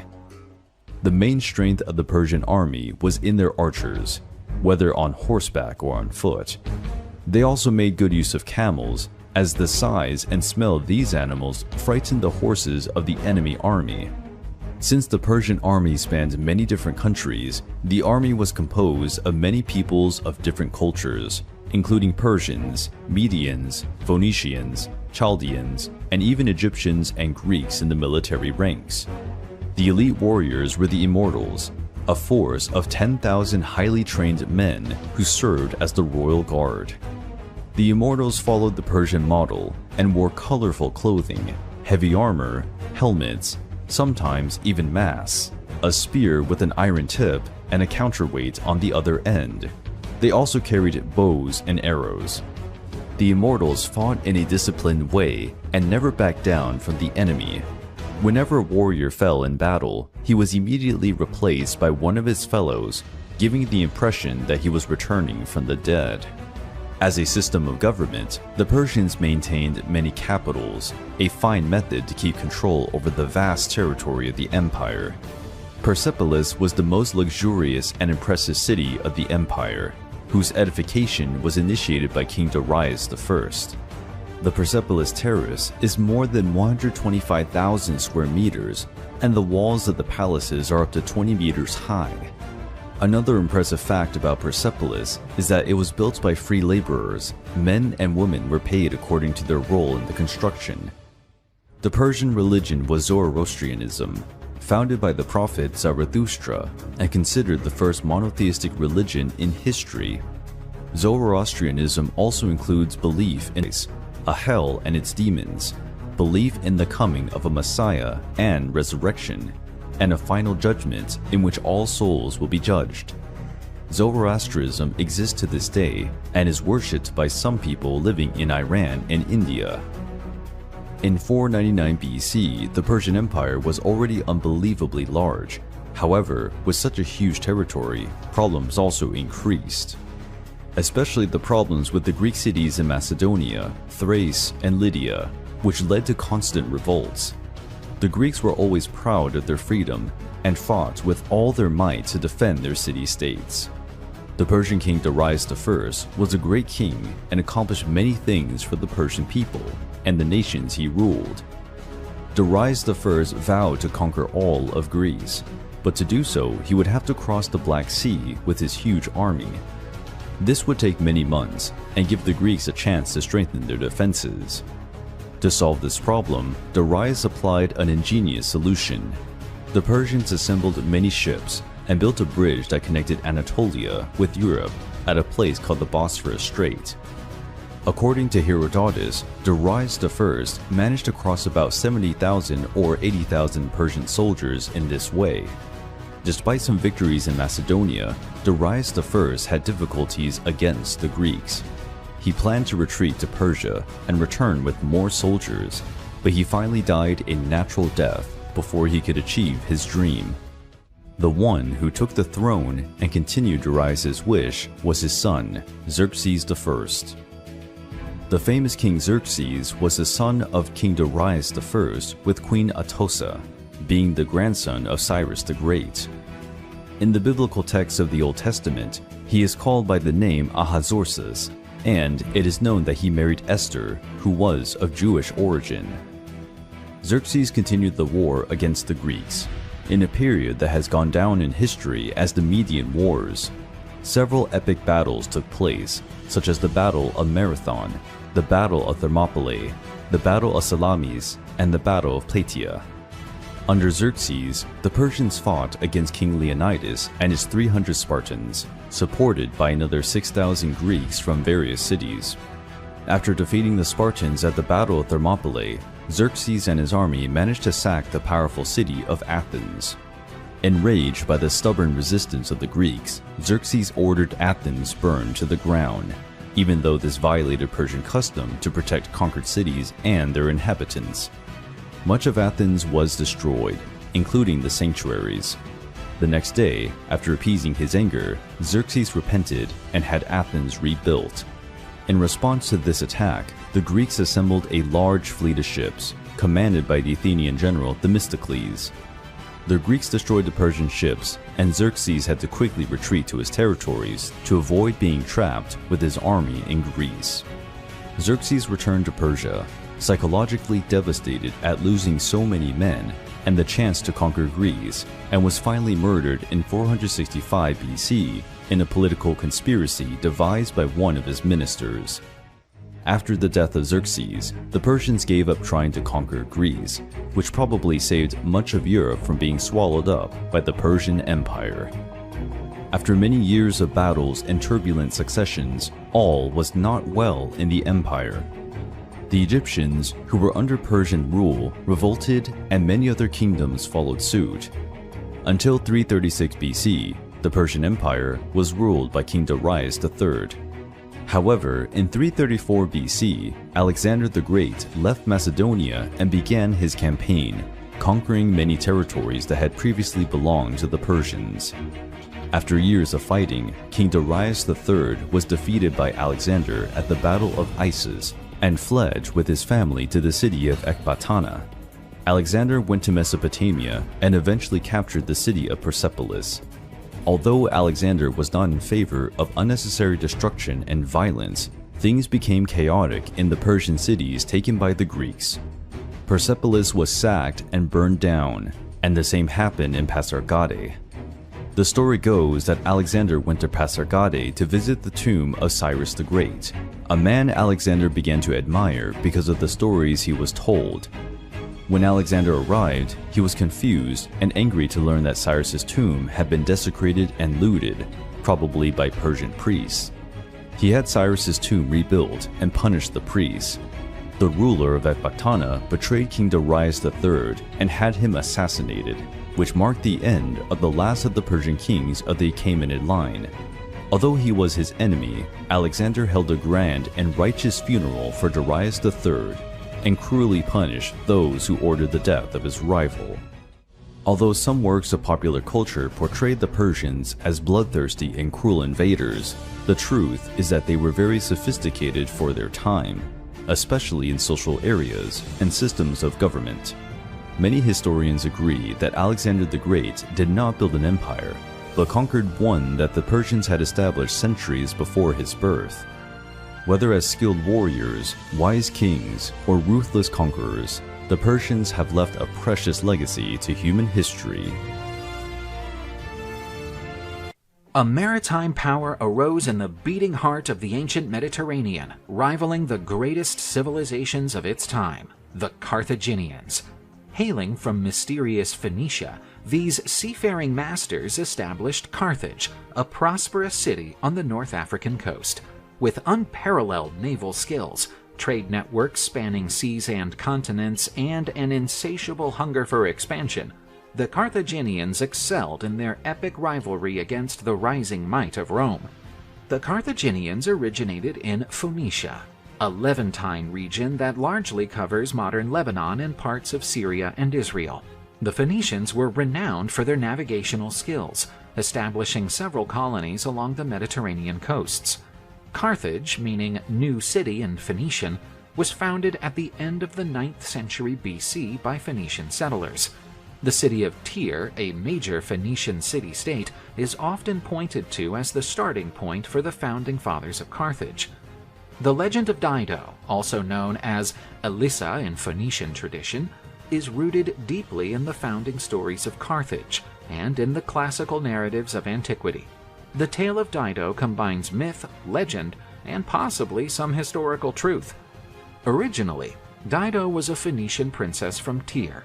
Following her father's death, the king of Tyre, her brother Pygmalion took over the leadership. Some versions of the legend say that Pygmalion had Dido's husband killed for greedy or jealous reasons. Dido fled Tyre with a few loyal followers to avoid her brother's machinations. She landed on the coast of North Africa, trying to buy some habitable land from a local ruler.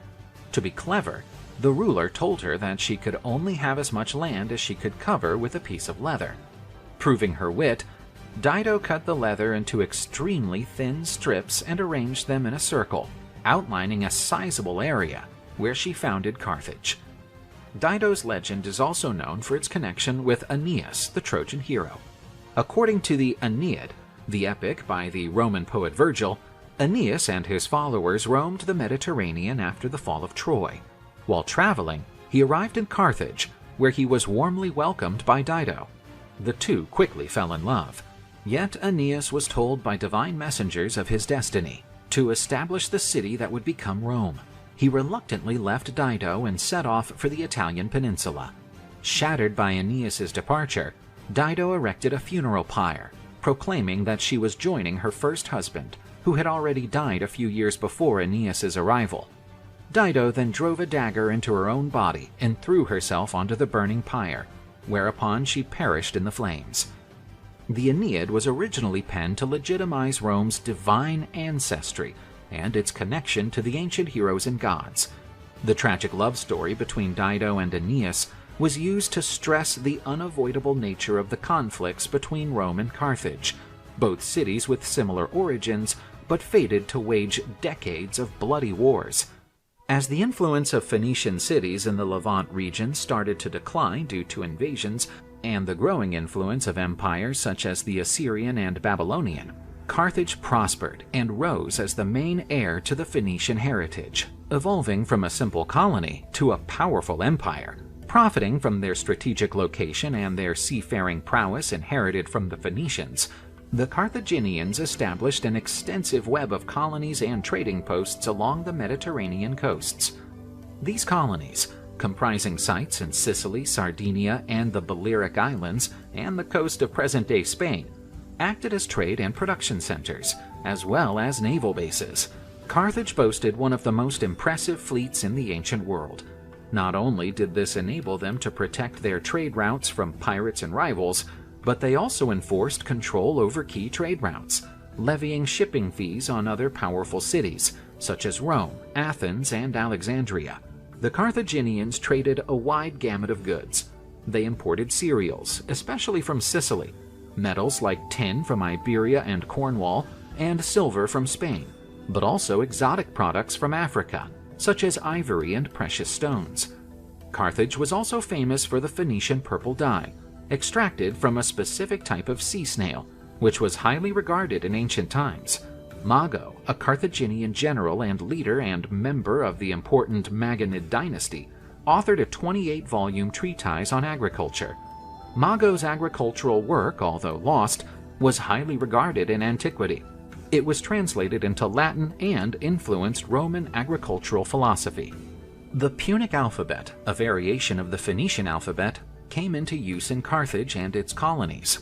Whilst the Punic language itself eventually died out, the alphabet made an impact on the development of other writing systems. Carthage was one of the first Western Mediterranean city-states to mint its own currency, which made trade and economic integration easier between its different colonies and territories. Trade was not just about goods. There was a continuous cultural exchange. Agricultural techniques, crafts, and technological developments were also spread through Carthage's trade routes. The Carthaginian religion, anchored in Phoenician traditions and customs, was a crucial part of daily life and Carthage's cultural identity. While much of what is known about Carthaginian religion is drawn from external sources, especially Roman and Greek, which frequently viewed Carthage through hostile or exotic perspectives, it is still possible to pinpoint core elements of this religious practice. As with their Phoenician predecessors, the Carthaginians adored a range of deities. The main were Baal Hammon, often associated with fertility and agriculture, and Tanit, a goddess of the moon, fertility, and in certain contexts, a funerary figure. Tanit became particularly prominent in Carthage and is often represented by a specific symbol that bears a resemblance to a female figure with her arms raised. Temples were hubs of religious activity, and many were found in Carthage and other Carthaginian colonies. Offerings, frequently of an agricultural nature, were common. Archaeological and written evidence of animal sacrifices also exists. Some sources, especially classic Roman and Greek authors, affirm that the Carthaginians practiced human sacrifices to honor their deities. Studies of recent archaeological evidence have suggested that, while cremation rituals were common, the extent and context of human sacrifice are still up for debate. While some argue that it was a ritualized practice during times of crisis, others imply that it may have been less common than ancient sources imply. The Carthaginians did believe in an afterlife. Exquisite burial tombs and funerary offerings hint at a conviction that the dead would need material goods in the afterlife, such as clothing, jewelry, weapons, and personal items. As far as Carthage interacted with other cultures, there was a certain level of religious syncretism. Carthaginian deities were often identified with gods from other traditions, such as Greek or Egyptian. Carthage's territorial and naval growth led to conflicts with other Mediterranean powers. The most famous of these were the Punic Wars against Rome, which lasted from 264 to 146 BC. These clashes were key to the course of ancient history, as they established Rome's primacy in the Western Mediterranean and led to the complete destruction of Carthage. The First Punic War occurred between 264 and 241 BC. The primary cause of this war was the scramble for control of Sicily, particularly the cities of Messina and Syracuse. It was mostly a naval war, with some land battles in Sicily. Carthage, with its powerful navy, had the upper hand initially, but Rome quickly adjusted to naval warfare and introduced the corvus, a kind of mobile pontoon bridge to board and capture enemy ships. The war ended in victory for Rome.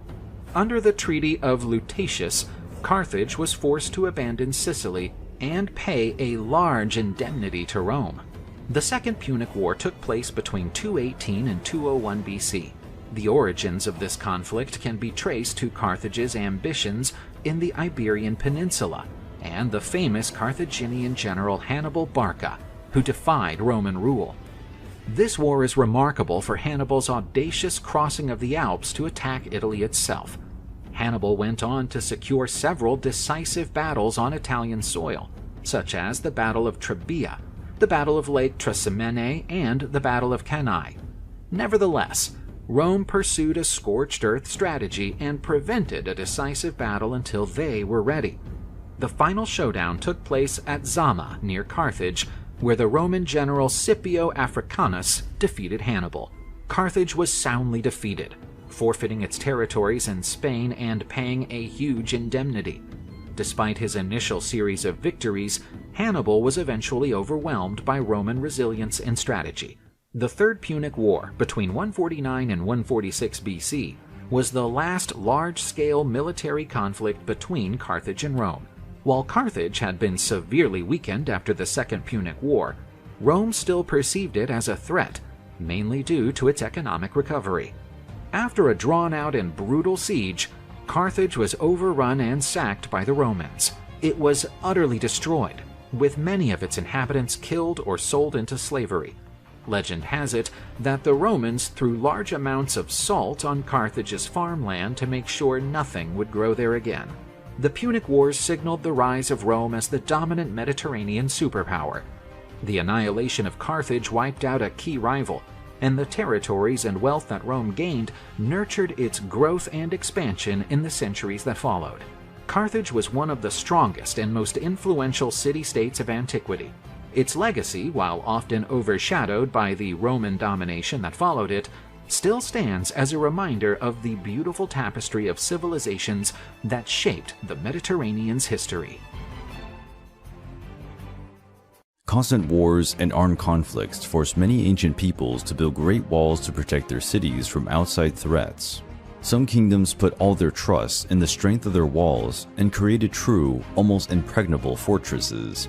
But there were also those who preferred to live freely on the plains, far from the restrictions imposed by the urban lifestyle.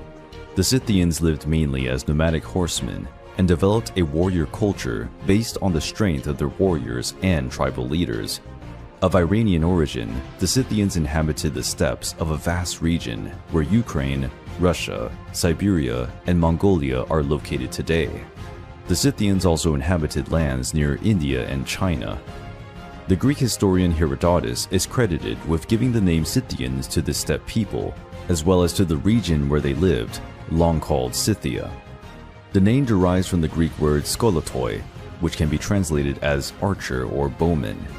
Since the Scythians were a nomadic people and lived divided into many tribes occupying such a large area, the cultural characteristics of the Scythians could vary greatly, and certainly each tribe had its own customs influenced by the region in which it lived.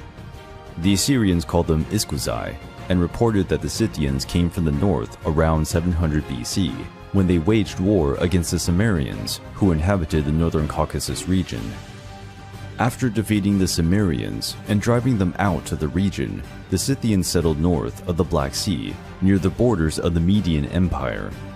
The Scythians did not build villages or cities. Being nomads, they lived in tents and made large camps on the steppes. Their main source of food was their herds of goats, sheep, and horses. These animals provided milk, meat, bones, and hides to survive the harsh life on the steppes. The tribe searched for areas where there was a good grazing land for their herds. After 2 or 3 months, the natural resources of the land were exhausted. Then it was time to move to a new area, and this cycle repeated every year. The same way of life can be observed among other peoples who lived long after the Scythians, for example, the Huns and the Mongols.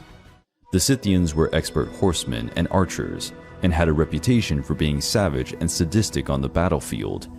They showed no mercy to their enemies and rarely took prisoners, preferring to torture and execute captured enemies. The Scythians wore colorful and elaborate clothing and pointed hats made of leather or wool. In battle, they wore a style of cuirass that was innovative for the time, made of hardened leather and covered with small iron and bronze plates. This type of armor guaranteed good protection without carrying excessive weight, improving the mobility of the horse and rider. Commanders or richer warriors also equipped their horses with this kind of armor. The bows used by the Scythians were short and light, easy to carry and handle on horseback. Despite their size, these bows were powerful and could shoot at a distance of 500 meters. The Scythians are credited with inventing the saddle and harness for horses, something that would change the history of chivalry around the world. The Scythians also used ropes to tie down enemies on foot or horseback, a great way to immobilize the enemy and keep a safe distance. The Scythians spent so much time mounted on horses that there is a theory that the centaurs of Greek mythology are a representation of the Scythians, half man, half horse. One of the major highlights of Scythian culture was the custom of making beautiful tattoos on their bodies, most of which depicted sacred animals or fighting animals. Mummies found in Siberia still preserve incredibly refined designs with a unique style. The Scythians also painted their faces for battle, as can be seen on death masks. All these features made the Scythians formidable warriors whose fame was known throughout the Iron Age. They fought against the Greeks, Celts, Medians, and Persians, and are credited with the fall of the Minoan Empire. The Scythians invaded the Median territories by plundering villages and cities, which paved the way for the Persians to rise and form the Achaemenid Empire. But other people shared with the Scythians a reputation for being deadly in the use of bows and horseback. They were known as the Amazon Warriors. The Amazons became known through Greek sagas, especially in the 12 Labors of Hercules, where the mythological hero has the task of acquiring a beautiful bejeweled belt that belonged to Hippolyta, queen of the Amazons. The Amazons were described by the Greeks as fierce and strong women, able to fight on par with the best male warriors. But the truth is that the Amazons did not belong to the Greek people. Instead, they are associated with the Scythian culture. The origin of the Amazon warriors is uncertain, but it seems that over the centuries they migrated from one region to another and lived for a time in Anatolia, where they joined the Trojans in the fight against the Mycenaean Greeks in the famous Trojan War. Later, they migrated to Scythia and settled in what is now Ukraine. The name Amazon comes from Ha-Mazan and probably derives from the ancient Babylonian or Persian language. Herodotus called them Androchdones, which means slayers of men. When they arrived in Scythia, the Amazons and Scythians developed a good relationship, as they shared a nomadic culture with many similarities. According to Herodotus, Amazon women agreed to marry Scythian men, but only if they retained the right to be warriors and fight. The Scythians were brutal and numerous warriors, so the Amazons likely pursued an alliance with them, instead of trying to take their territories by force, which would certainly have led to a bloodbath. This union gave rise to the Sarmatian clan, a people that would grow strong over time, and whose characteristic was the freedom of its women in society, ruled by queens from the Amazon lineage. During archaeological excavations, skeletons of women were found in Sarmatian tombs. What attracted the attention of researchers was that many were buried with weapons and armor, and some had battle wounds on their bones. The Scythians did not possess any form of writing. Unfortunately, they left no written records about their people. Much of what is known about them comes from archaeological finds and graves. The Scythians buried their kings in artificial burial mounds called kurgans. In many cases, the dead were given to wild animals, in a custom known as celestial burial. The religion practiced by the Scythians remains nameless and little is known about it. Herodotus tells us that the Scythians worshipped a pantheon of 7 gods and goddesses, and that they believed in the spirits of nature, which often came into the world in the form of animals. For the Scythians, the world was divided into the realm of birds, which were part of the heavenly world, the realm of the herbivores, which was largely the earthly world, and the realm of carnivores, which was the part of the subterranean world, as these brought death to other living creatures.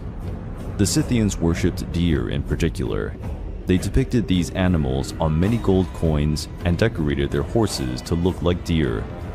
Human sacrifice was also common, including that of prisoners of war, and there was evidence of the custom of cannibalism among the Scythians. To be captured by them meant to be certain of a dreadful death. The Scythians did not build temples, but they left stone sculptures of warriors throughout almost the entire region they inhabited. According to Herodotus, the Scythians used sadistic customs, like using the skull of an enemy as a cup to drink wine and fermented milk. They also used to inflict wounds on themselves when they were mourning to show that they were grieving for the death of a loved one. All these characteristics clearly explain why other peoples, such as the Greeks and Persians, feared the Scythians. From the point of view of people who prided themselves on being civilized, the Scythians were bloodthirsty and brutal barbarians. Many Scythian warriors and Amazons served as mercenaries in different nations, working for the most powerful nations of their time. They also traded with many different cultures, which allowed them to develop an artistic style filled with Greek, Egyptian, Persian, and Chinese references. They were particularly skilled in working with gold. The quality and precision of their work were unraveled in the ancient world and would be difficult to replicate today, even with modern tools.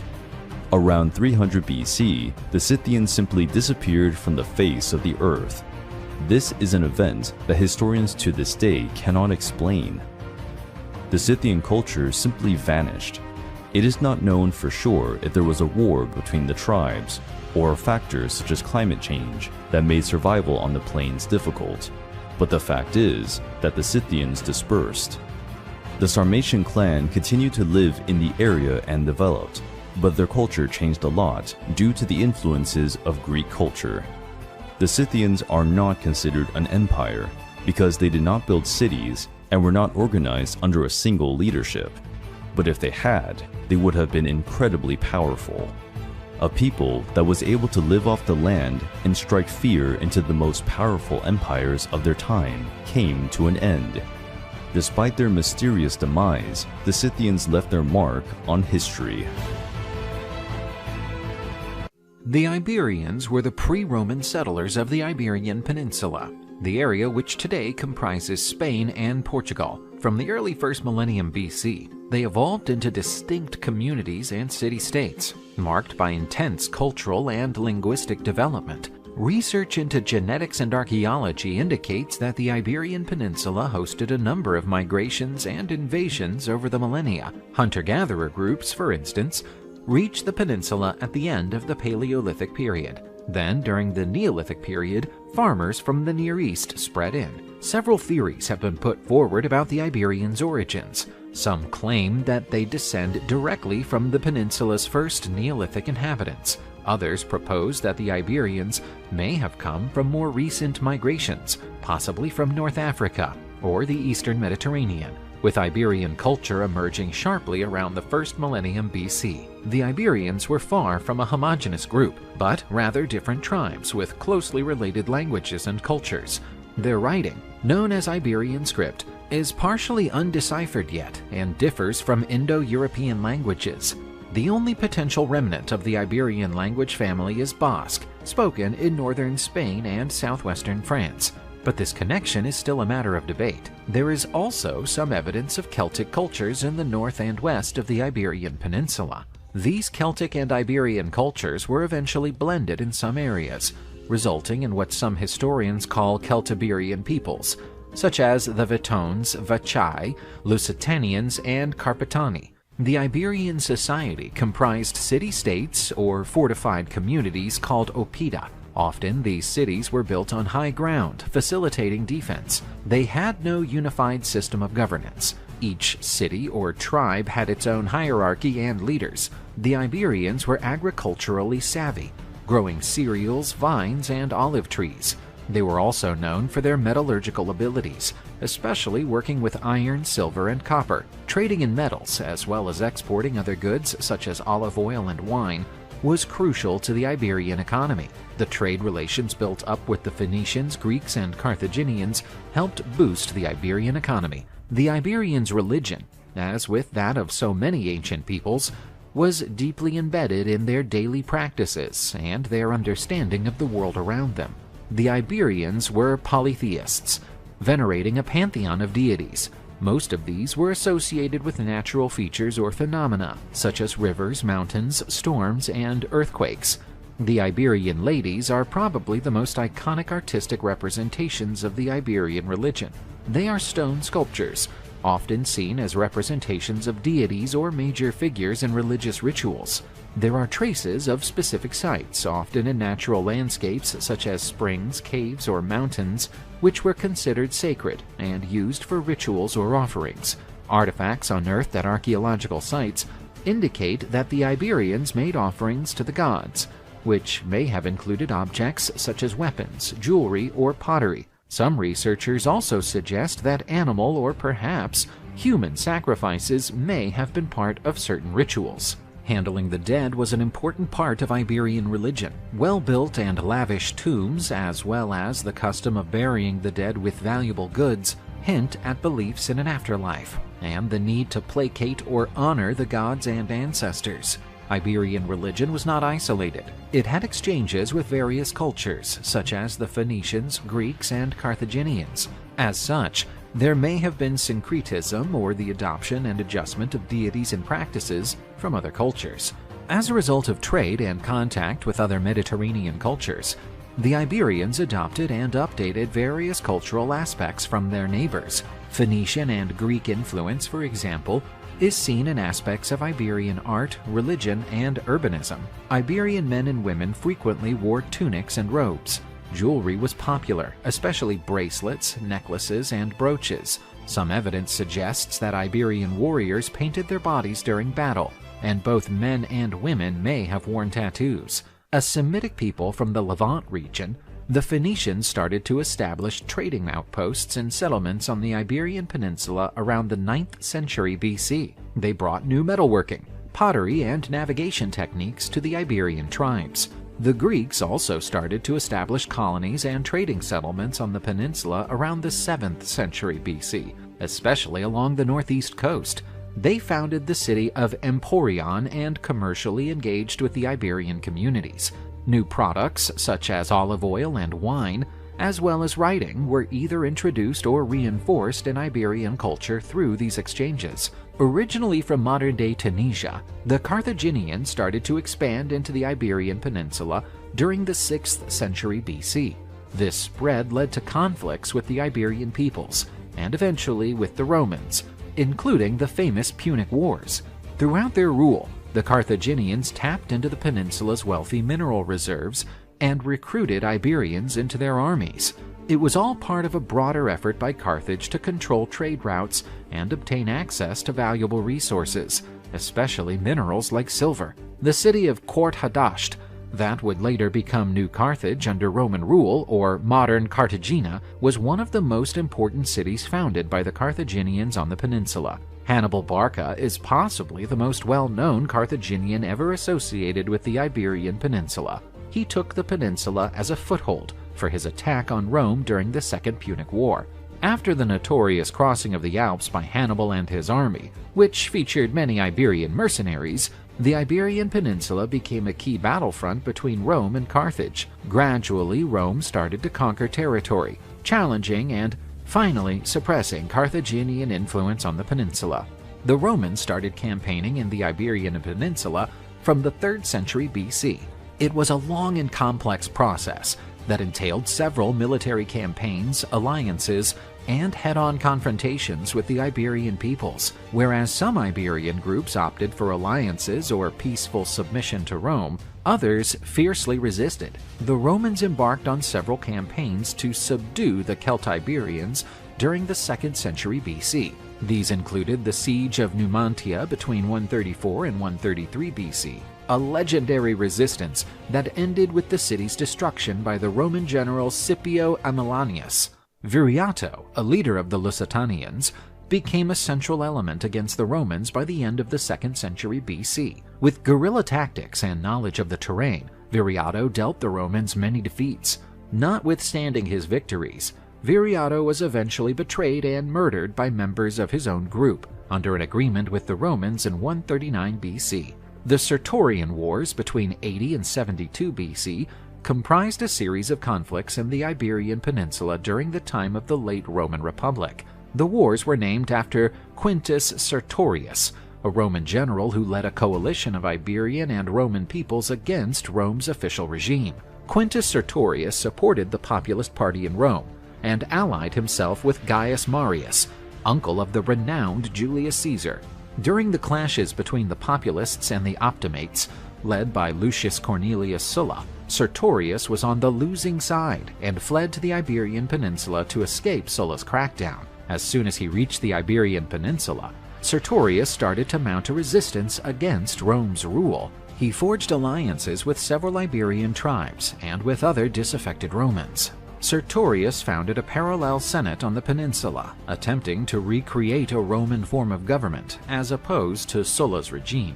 Sertorius was renowned for his tactical ability and shrewd use of guerrilla warfare. His profound knowledge of the Iberian Peninsula's terrain and his ability to blend Roman tactics with local Iberian strategies made him a formidable opponent. Several generals were sent by the Roman Republic to suppress Sertorius's revolt, including Quintus Caecilius Metellus Pius and Gnaeus Pompeius Magnus, later known as Pompey the Great. Whilst Sertorius enjoyed some early victories, the continual pressure of Roman reinforcements and the sheer cost of leading such a diversified coalition began to bear down on his campaign. Sertorius's resistance eventually broke apart due to internal rivalries, betrayals, and the ongoing wear and tear of war. Sertorius was murdered in 73 BC by members of his own faction. In the wake of his death, resistance quickly crumbled, and the Iberian Peninsula was handed back to Roman control. Other Iberian groups besides the Celtiberians and Lusitanians also stood up to Roman expansion. This included the Vetones, the Vicii, and the Turdetani. Each had distinct levels of intensity and duration, with some groups opting for agreements and alliances with the Romans, while others opted to put up a fight. Roman domination was eventually established throughout the Iberian Peninsula. Despite the resistance, the Romanization process ensued, where local cultures slowly became influenced by and integrated into the Roman culture, governance, and way of life. Roman cities were founded, roads were built, and Latin started to be adopted, which eventually gave rise to the peninsula's Romance languages such as Spanish, Portuguese, and Catalan. After the Western Roman Empire collapsed in the 5th century AD, the Iberian Peninsula was overrun by different Germanic groups, such as the Visigoths. The new influences also helped to dilute Iberian culture. The Iberian struggle against Rome bears witness to the strength and ability of the Iberian peoples to retain their autonomy and identity. The peninsula's subsequent Romanization had a lasting impact, molding many aspects of Spanish and Portuguese culture, from language to legal and architectural practices, but still preserving the Iberian people's precious cultural heritage. The Picts comprised an ancient and enigmatic civilization inhabiting the eastern and northern regions of present-day Scotland throughout the Iron Age and the early years of the Middle Ages. While details about the origin, language, and culture of the Picts are still the subject of study, they have certainly played a crucial role in Britain's ancient history. The Picts' provenance is the subject of debate between historians and archaeologists. They are listed in Roman records from the 1st century AD, but their presence in Scotland is believed to be much older, with origins in the Iron Age or perhaps even earlier. The name Pict is taken from the Latin picti, meaning painted people, a possible reference to their tattoos or body paintings. Whilst the Picts are a culturally distinct entity in historical records, they may have evolved from earlier tribal groups in the region, or have interacted and blended with other tribes over time.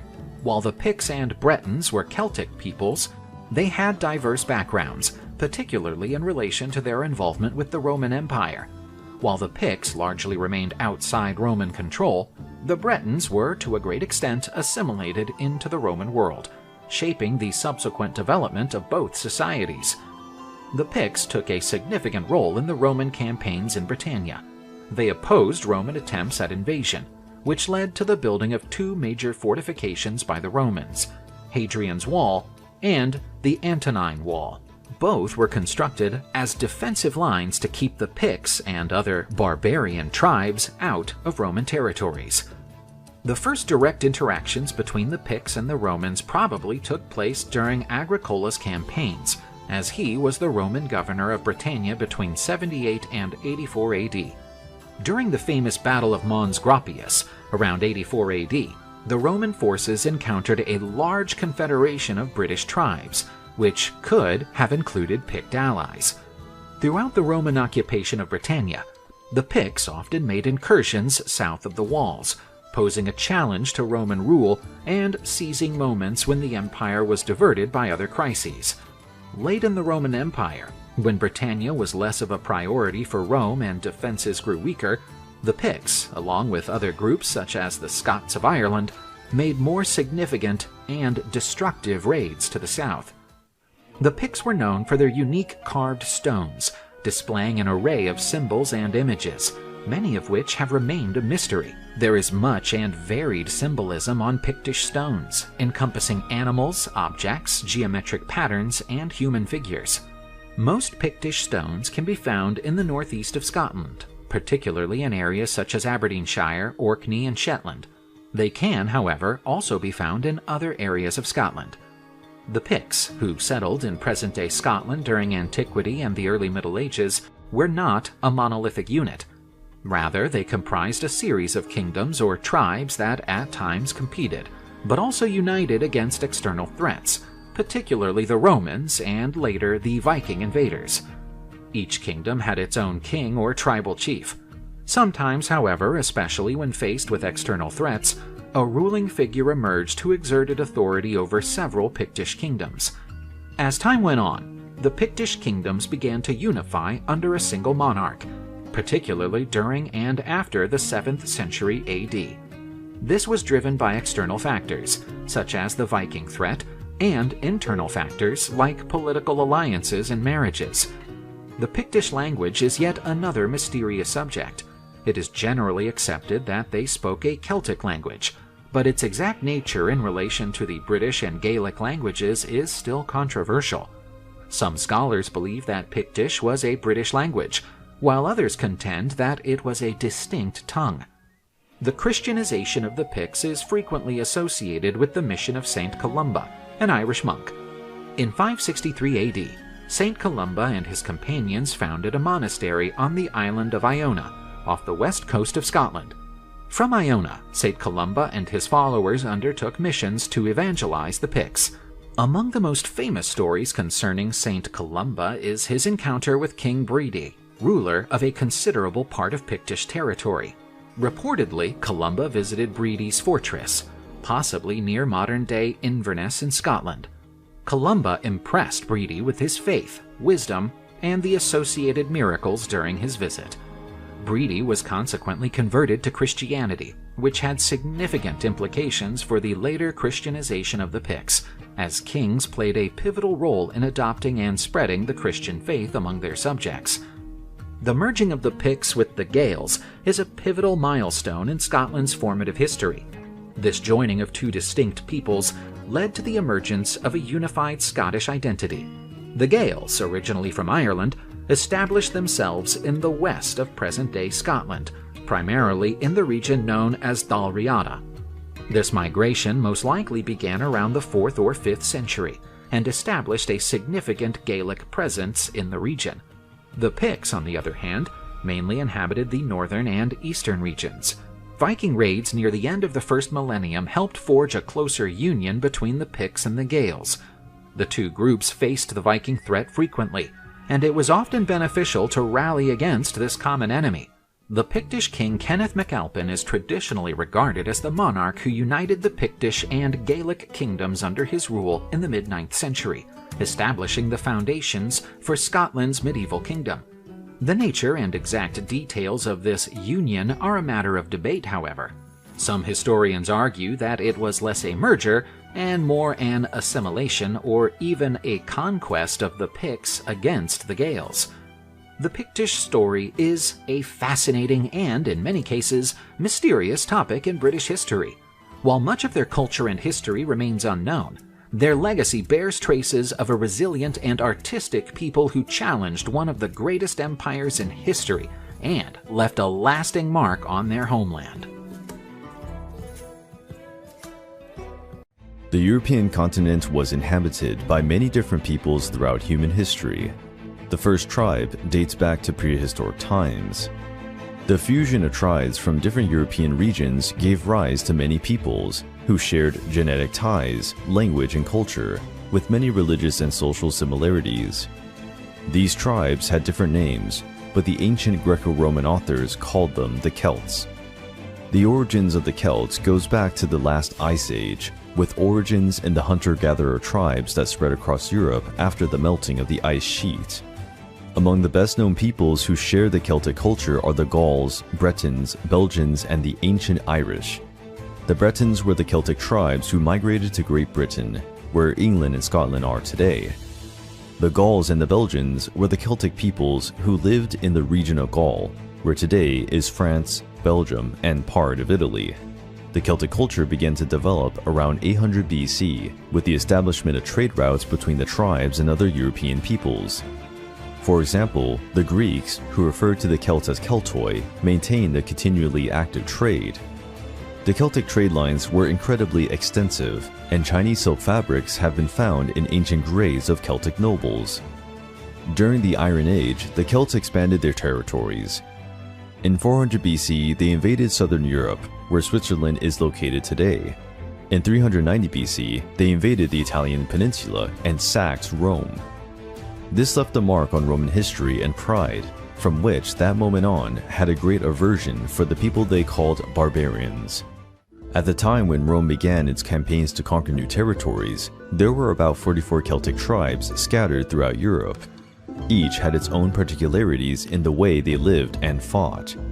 The Celts developed an alphabet known as Ogham, the tree alphabet. The origin of the alphabet is uncertain, and it may have originated from Britain. Julius Caesar commented that the Celts from the tribe of the Helvetians also used the Greek alphabet. Given that this type of writing was uncertain and had variations, not all Celtic peoples used it in the same way, creating some confusion in the historical records. The foundation of Celtic society was agriculture.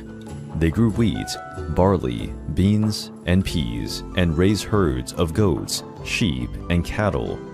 They also made trade possible. Rome, for example, imported grain from various Celtic tribes to support its luxurious city.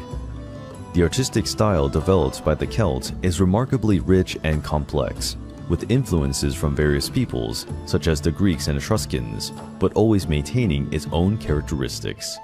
Using geometric designs and spiral figures, the Celts created beautiful images of animals and sacred objects. This type of art is known as Celtic knot, which would later influence the art of the medieval period. The Celts were very skilled at handcrafting metals, including bronze, silver, and gold. They made drinking utensils, decorative pieces, and jewelry of many different kinds. A highly prized ornament of the Celts was torques, a kind of necklace usually worn by men. The most valuable ones were made entirely of gold. The Celts had a proud warrior culture, where they always tried to extol courage and virtue in battle. With this in mind, they produced weapons and pieces of armor that served as war trophies or decorative objects.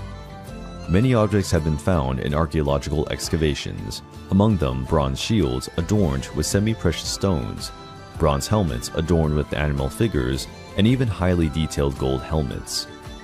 Many tribal chiefs used horns, horsehair, and bird feathers to adorn their helmets, which gave them a distinctive and threatening look. Women in Celtic society had a special prominence, enjoying an independence uncommon among the peoples of the time. They were entitled to their own land, cattle, and personal wealth. In most cases, they can also choose whom to marry. And if the marriage was not good for the woman, she had the right to divorce them without being judged by others. Some women also learned to fight if they so wished. This was important for their own protection and the defense of their home and children, especially when the men spent a lot of time devoted to hunting or war. It was not uncommon for women to participate directly in war, especially when their entire clan or village was in danger. The most famous of these Celtic warriors was a woman named Boudica from the Iceni tribe inhabiting Britain. After the death of her husband in a battle against the Romans, Boudica and her daughters were imprisoned and humiliated by the Romans. Boudica swore revenge, and, gathering other Celtic tribes, she ravaged 2 Roman colonies, killing all the citizens. One of these colonies was Londinium, where London is today. The Celts used to dye their hair white. Before battle, they also made blue paintings and tattoos on their bodies. These paintings could represent animals or holy spirits. It was a way for them to summon strength and courage at the moment of battle. The Celts also used chariots in battle. Usually one warrior would drive the vehicle and the other would throw darts. Chariots were so highly prized that many nobles were buried along with the wheels or even the full vehicle. Some warriors fought totally naked, battling with great fury and terrorizing the enemy, proving that they needed no protection to fight. About the appearance of Celtic warriors, the Roman historian Diodorus wrote, "Their appearance is terrifying. They are tall, with strong muscles under a white skin. They have blonde hair, but it is not a natural blonde. They bleach their hair and comb it back. They look like wooden demons, with their thick, unkempt hair like a horse's mane."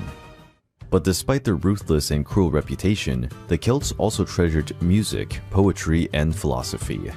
The oldest city in France is called Marseille, and during the Iron Age, it was inhabited by a Greek colony. Many Celts visited Marseille to learn philosophy, to learn and to read and write with the Greeks. In their religion, the Celts believed in many gods and spiritual beings. Most of these were associated with the forces of nature and governed the cycle of life. As with most religions, the Celts also had religious leaders and representatives. These were known as Druids. The mysterious Druids formed a priestly caste. Their exact function in Celtic society is still debated by scholars. Some historians consider that they had the role of spiritual advisors and not exactly cult leaders. Their main symbol was the oak tree, which explains the meaning of the word druid, meaning oak root, which refers to a type of ancient knowledge rooted in the soil. The oak was an especially important tree in Celtic religion, and the Druids performed various rituals around or near these trees, as well as collecting the branches of mistletoe to make potions, using small bronze or iron sickles. Druids seem to have been an independent group in Celtic society, not belonging to any specific kingdom or tribe. Still, they were above any king or tribal leader. If a group of Druids voted against a king's decision, he was forced to accept the decision of the priests. Druids dressed in white or light gray. Apparently, they lived away from towns and cities, preferring to live in small groups or even alone in the forest. Although the image of Druids is associated with old men with long beards, there were also female Druids known as Druids. There is evidence that Druids made sacrifices of animals and humans. The Roman general Julius Caesar describes a macabre ritual known as the Wickerman. In this ritual, a large effigy in the shape of a man was built. Inside it, men and women accused of crimes or prisoners of war were incarcerated. In some cases, even innocent people were imprisoned. The effigy was set on fire, and the poor prisoners were burned alive in honor of the god Tyrannus. Although Julius Caesar wrote about this, no archaeological traces of this ritual have been found. It is still an inconclusive account. But then again, Julius Caesar was never known for being a liar or making up stories. The Druids were an important figure in the Celt resistance against Rome. Later, they also resisted the imposition of Christianity in Europe.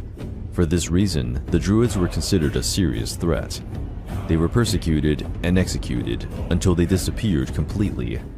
The Celts did not build temples, but they built many stone circles. Some of them had huge stones with Ogham inscriptions on them. These stone circles were not exactly religious sites, but were commonly used as star observatories. The famous Stonehenge in the county of Wiltshire is not of Celtic origin, dating from the early Bronze Age. However, it may have been a base model for the Celts to create their stone circles. It is also known that the Druids had meetings and rituals at Stonehenge. Unfortunately, much of the Celtic culture has been lost over time. Their songs, poems, and religious practices reached us highly fragmented. But the most troubled period of the Celtic people is well recorded in history, the period when the Celts fought against Rome. The Celts were an ancient warrior people who considered warfare to be an essential activity in their lives. Many tribes had feuds and disputes among themselves. Often, there were bloody battles to decide who was right or wrong. Some of these conflicts had such ancient origins that tribes often warred over things that had happened many years ago. These combative and impetuous traits of the Celts were their greatest strength, but, unfortunately for them, it was also their greatest weakness. The Celts did not usually make written records about their own history. Much of what we know about them comes from Greek and Roman accounts. One of the main accounts comes from the famous Roman general Julius Caesar. He, around 50 BC, compiled his military experiences in a diary after 7 campaigns in Gaul. The diary written by Caesar was titled Commentarii de Bello Gallico, which can be translated as Commentaries on the Gallic War, and was written in Latin. Julius Caesar wanted to annex the territories of Gaul, bringing them under Roman rule. By doing so, he would raise his own social status in Rome. However, Gaul was a huge and wild territory, without roads or bridges, full of hostile Celtic tribes. Many Romans knew it as Gallia Comata, or long-haired Gaul. Among the main tribes were the Boii, Aedui, Helvetians, Arverni, Belgians, and many others. It was a network of several tribes, composed of brutal warriors. The Romans were always quite attentive to the military and political weaknesses of other peoples.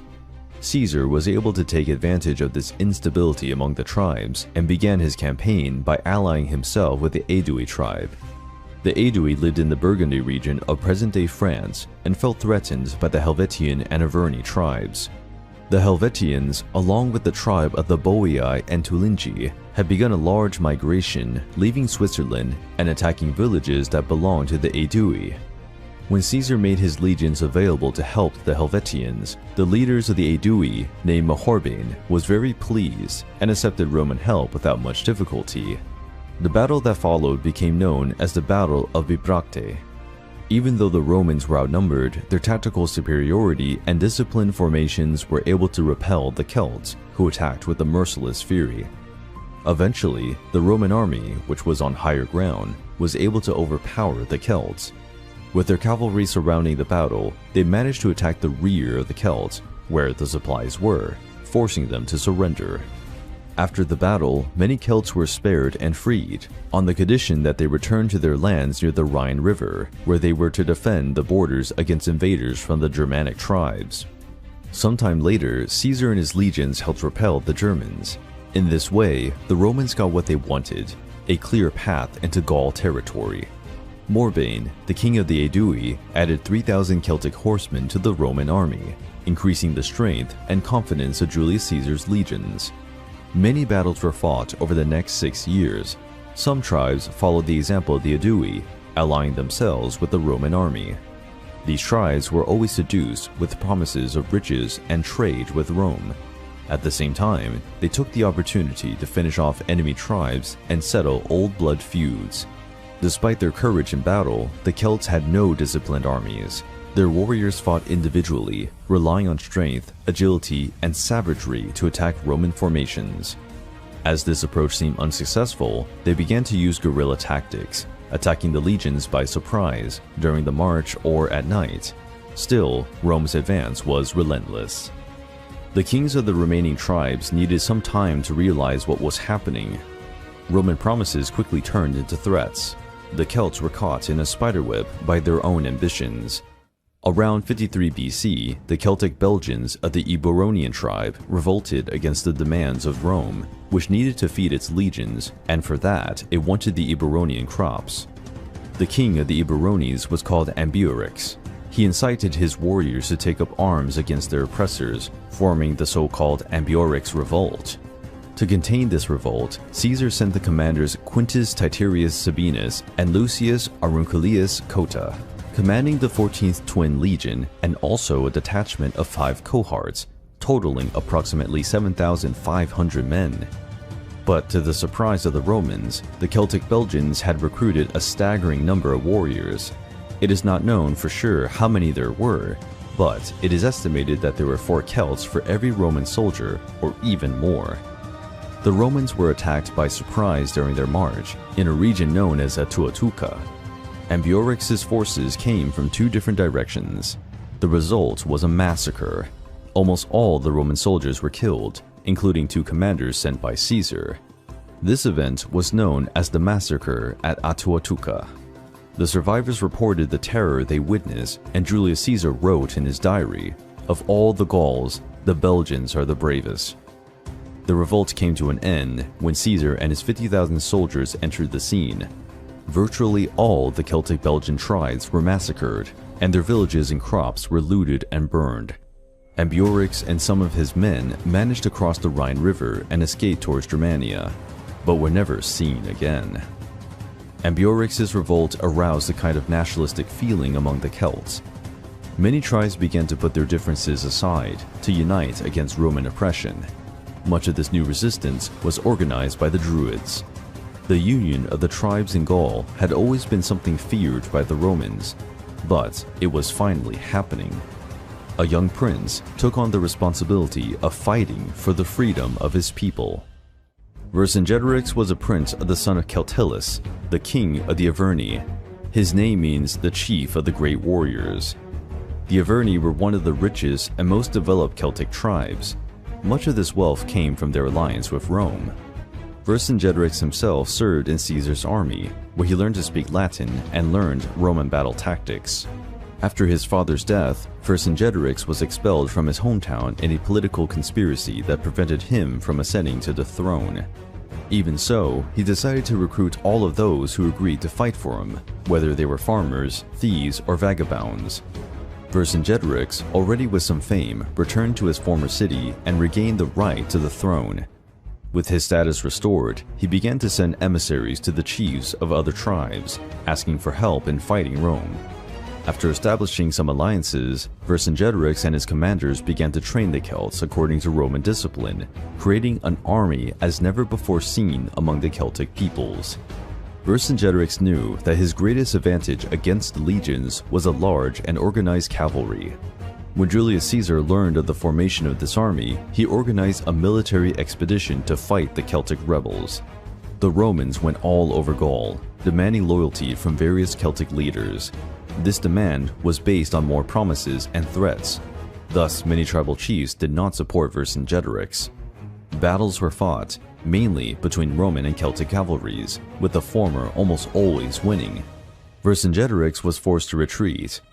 But in his escape through Gaulish territory, he decided to use scorched earth tactics, a strategy of burning villages, towns, and farms, not allowing the enemy army to seize anything.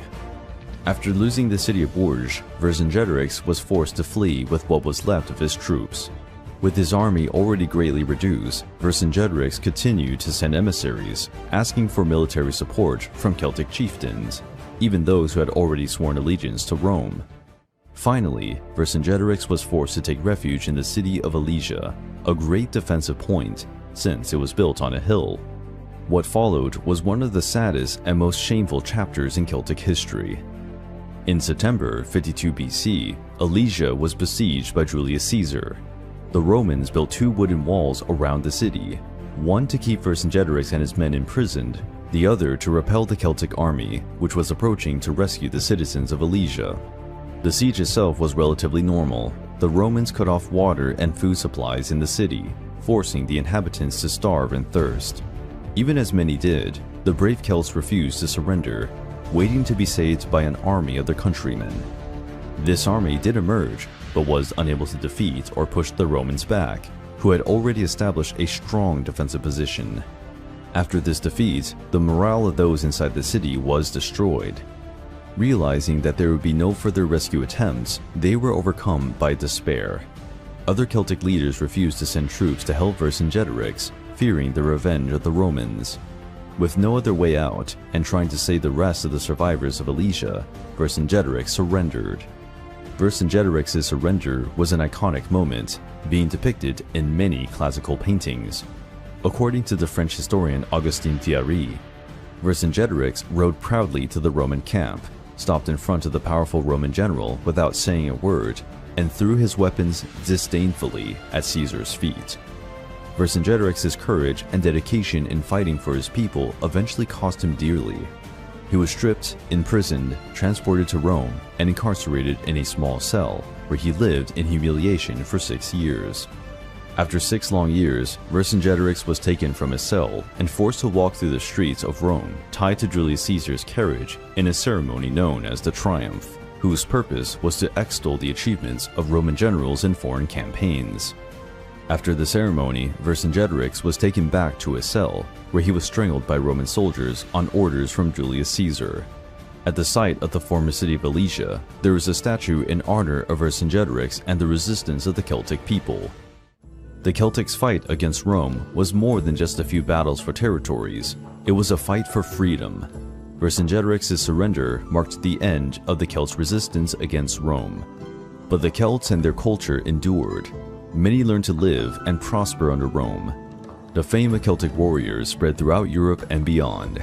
Many warriors were mercenaries in Greece, Egypt, Anatolia, and the Roman army itself.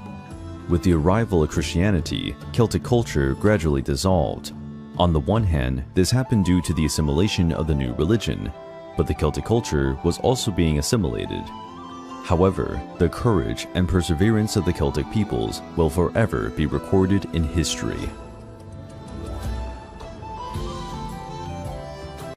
The Thracians comprised a group of Indo-European tribes who lived in southeastern Europe during classical antiquity. Known as fearless warriors and gifted craftspeople, they could produce true works of art in gold, a testament to their skill and refinement.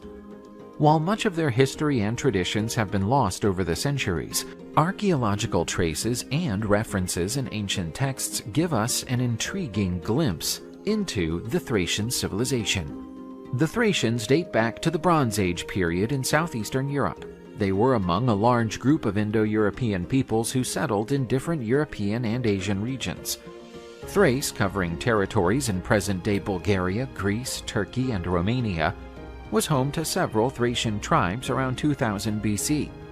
Archaeological evidence, ranging from settlements to artifacts, indicates the presence of these peoples in the region since ancient times. Throughout several periods in history, the Thracians met and were influenced by other cultures, particularly the Greeks, with whom they shared borders and commercial and cultural interactions.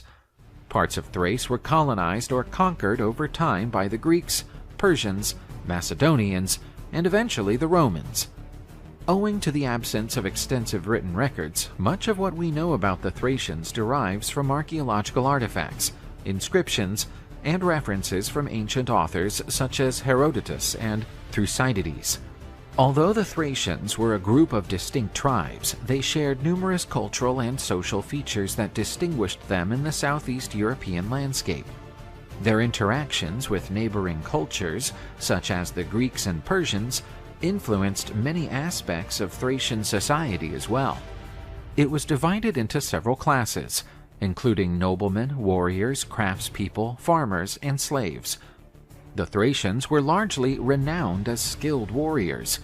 Many Thracians served as mercenaries in foreign armies, especially in Greece. They were frequently depicted wearing a particular type of hat, known as a Phrygian cap, and carrying a short sword, or a kind of saber called sicca. Religion was mostly polytheistic, with a pantheon of gods and goddesses relating to nature and the everyday world. Among the most famous figures associated with Thracian mythology is Orpheus, who, legend has it, had musical abilities that could enthrall both the living and the dead. Thracian funerary practices have become known through archaeological findings. The Thracians buried their dead alongside several goods, often including intricately crafted gold and silver objects. These objects show not only artistic skills, but also beliefs about the afterlife. Thracian kings and nobility were often buried in massive tombs, reflecting their position in society. The Thracians were expert artisans, particularly in metalwork. Many of the artifacts which have survived to this day are jewels and ritual items in gold and silver. Thracian metalwork, especially in gold, is regarded as extraordinary. Found Thracian treasures, such as the Panegyrishta treasure in Bulgaria, bear witness to their skilled workmanship. These artifacts shed light on their society, beliefs, and technical expertise. Thracians and Greeks enjoyed a significant cultural exchange due to their proximity. Thracian elements of art, mythology, and religious practices can be seen embedded in Greek culture, and vice versa. The Thracians also interacted with other neighboring peoples and nations, such as the Getae, the Dacians, the Scythians, and the Illyrians. The Odrysian kingdom was the most powerful and largest Thracian kingdom in antiquity. It particularly distinguished itself during the 5th and 4th centuries BC, and had a major influence on the Balkan region during its zenith. The kingdom was named after the Odrysian tribe, which succeeded in bringing together several Thracian tribes under its rule.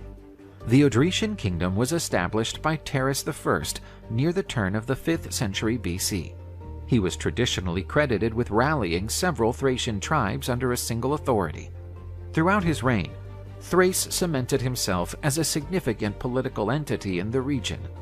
At its peak, the Odrysian kingdom stretched from the Danube River in the north to the Aegean Sea in the south, and from Macedonia in the west to the Black Sea coast in the east.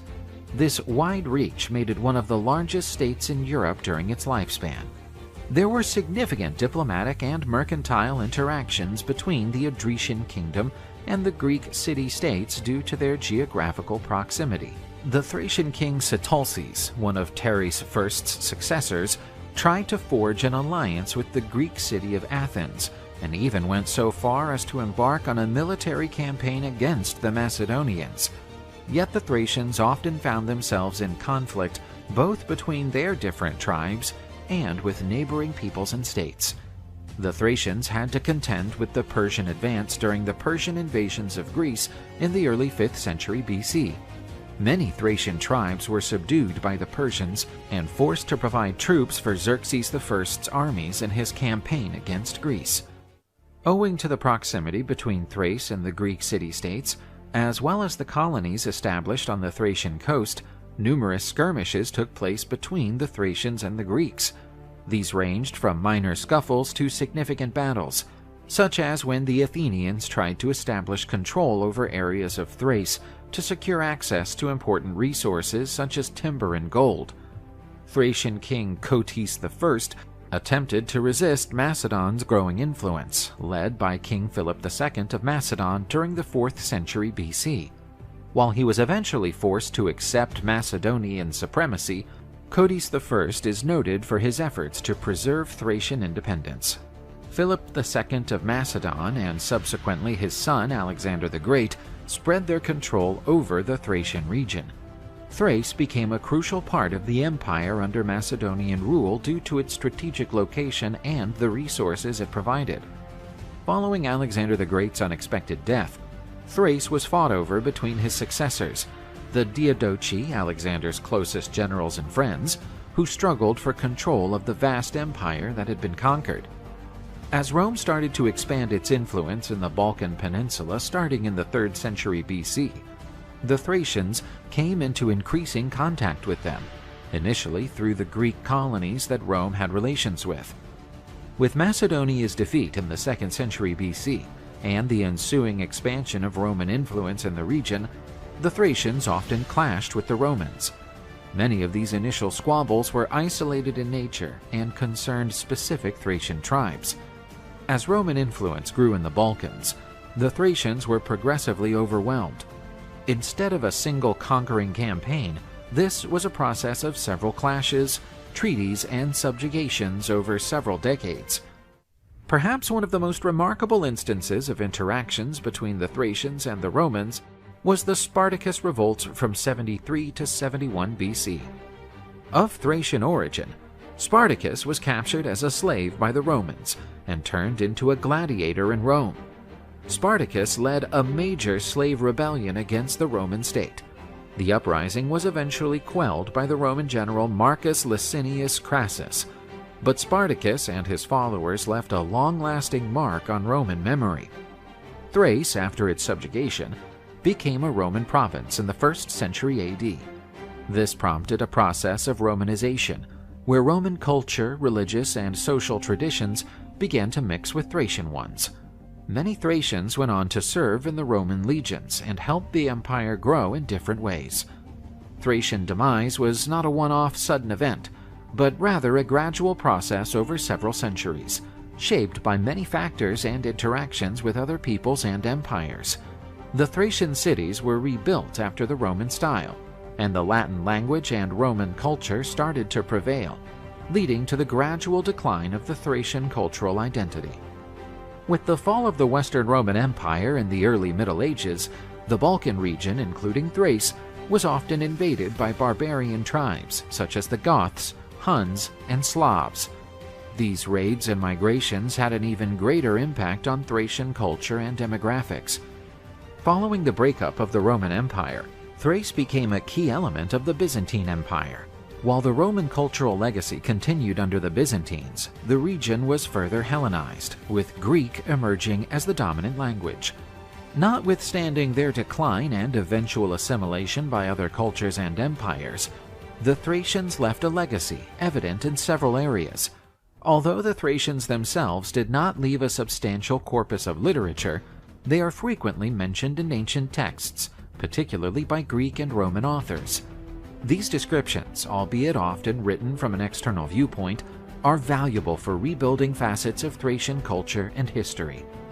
The revived interest in Thracian culture led to its commemoration in several Balkan countries, especially Bulgaria. Museums, exhibitions, and academic studies have focused on rediscovering and celebrating Thracian history. The Thracian legacy pervades many strands of the history, art, and culture of southeastern Europe, and the remains of their civilization are still an interesting and significant part of Western history. The ancient Romans always fought to subjugate the numerous tribes that inhabited Europe. The Celts were impressive enemies who forced even the great Julius Caesar to spend many years warring in Gaul until they were finally defeated. But there was also a people so cruel and savage in battle that they were considered barbarians even by the Celts, the Germanics. As with the Celts, the Germanics were not exactly a unified people. They were divided into many different tribes, sharing the same language, religious beliefs, and culture in general. They inhabited Germania, a large region dominated by the Romans, which nowadays comprises Germany, Austria, the Netherlands, Belgium, and part of France. Germania is a land of hills occupied predominantly by dense forests and some swamps. With tall trees close together, they create an almost constant blanket of shadows and mist on the ground. Their natural borders are the Rhine River, which separated Germania from Gaul, and the steppes, which separated Germania from Scythia, the land of the fearsome nomadic horsemen. In this dark and hostile environment, one could find the Germanic peoples. The Proto-Germanic culture originated around 1800 BC. The tribes that gave origin to this culture came from Scandinavia, after having migrated to the south due to climate changes. They occupied territories that previously belonged to the Celts. After that, Celts and Germanics spent many generations sharing a mutual hatred, fighting bloody battles for territories. At the time of the Roman conquest, these were the main Germanic tribes: the Suevi, Frisians, Cimbri, Teutons, and Marcomanni. The tribes were made up of different clans with warrior traditions. In fact, the warrior caste ran the Germanic society, with the leaders of each clan putting together a warrior assembly to decide on matters of war or peace, and to pass judgment on crimes and punishments. In the society, those ranked first were the members of the nobility, second, the freemen, who could bear arms and participate in the assembly of warriors, and third, the servants, such as farmers, fishermen, and blacksmiths. Lastly were the slaves.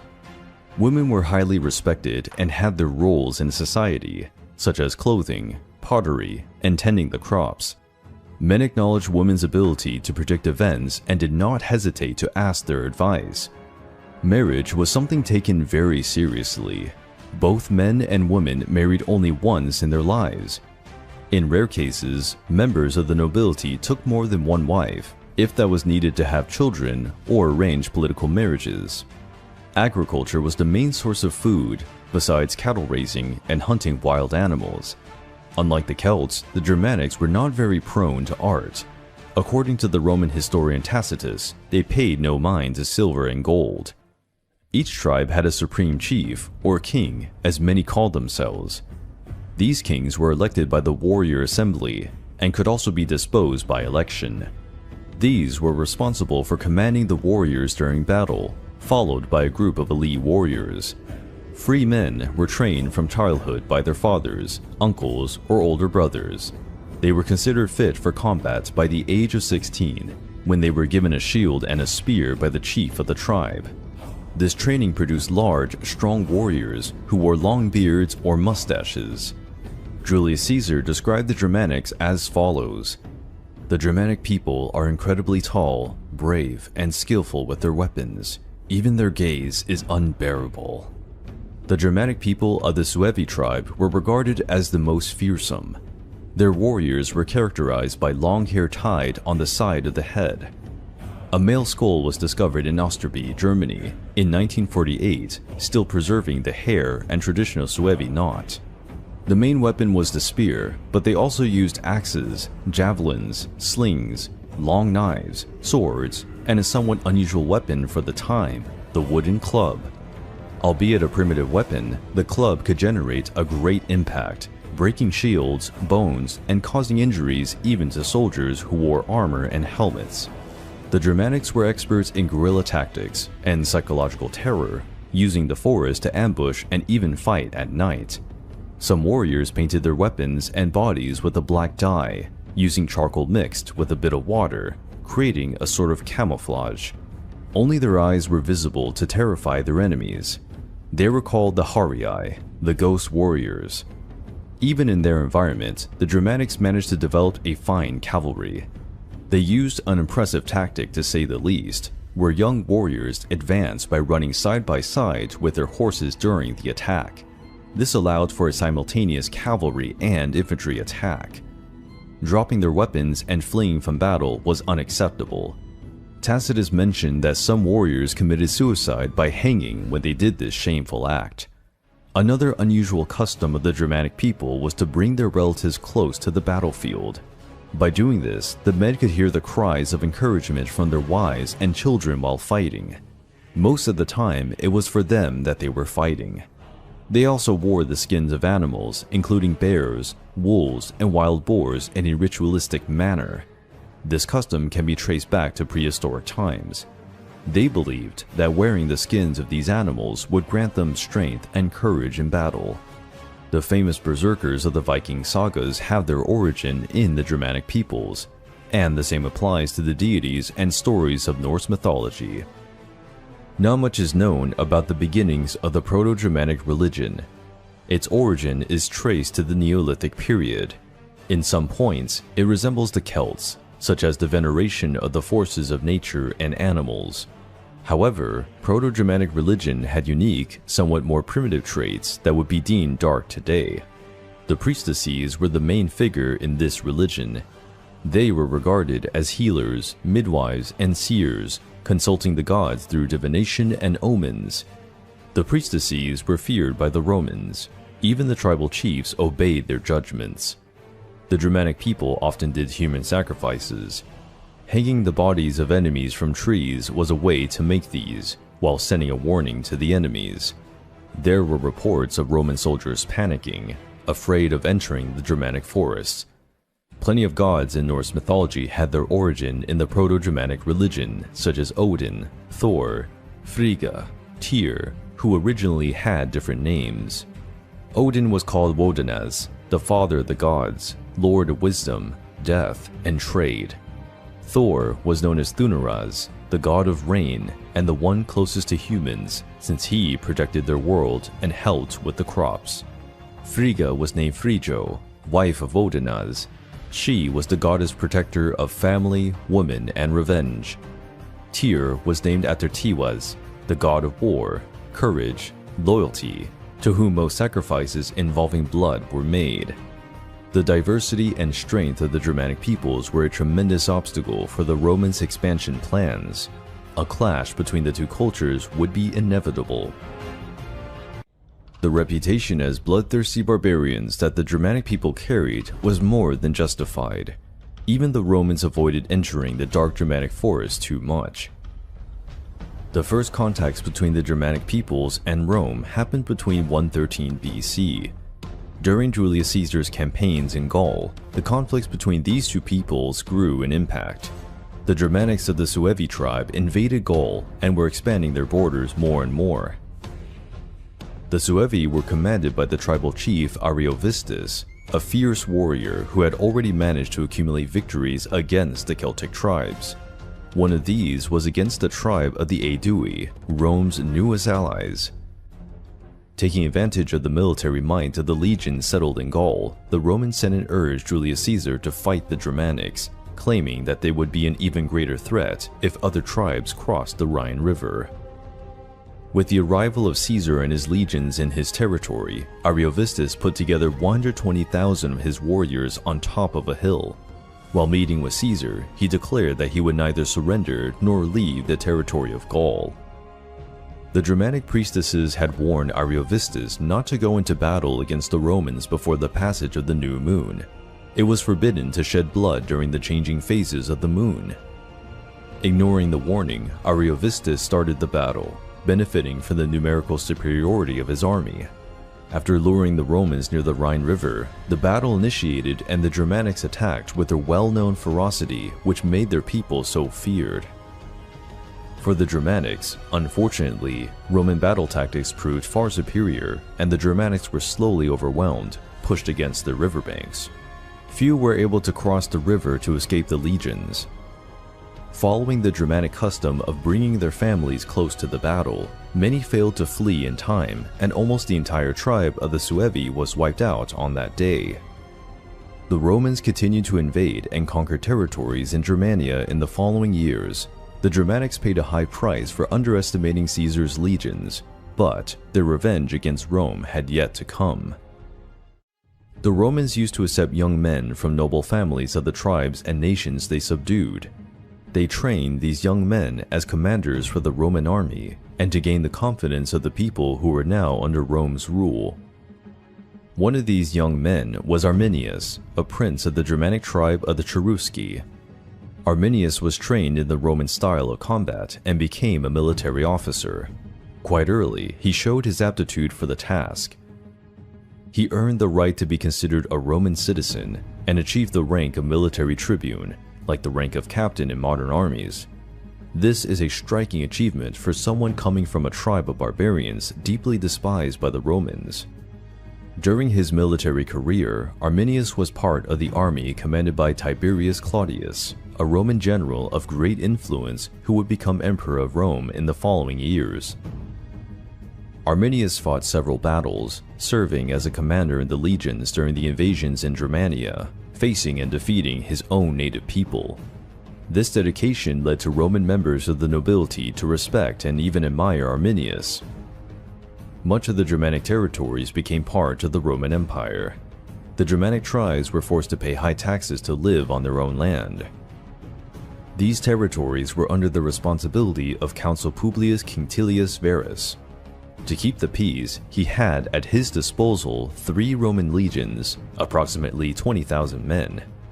When Arminius noticed the poor condition his native people were in, he could not resist his aversion against Rome and started to write a plan that would go down in history.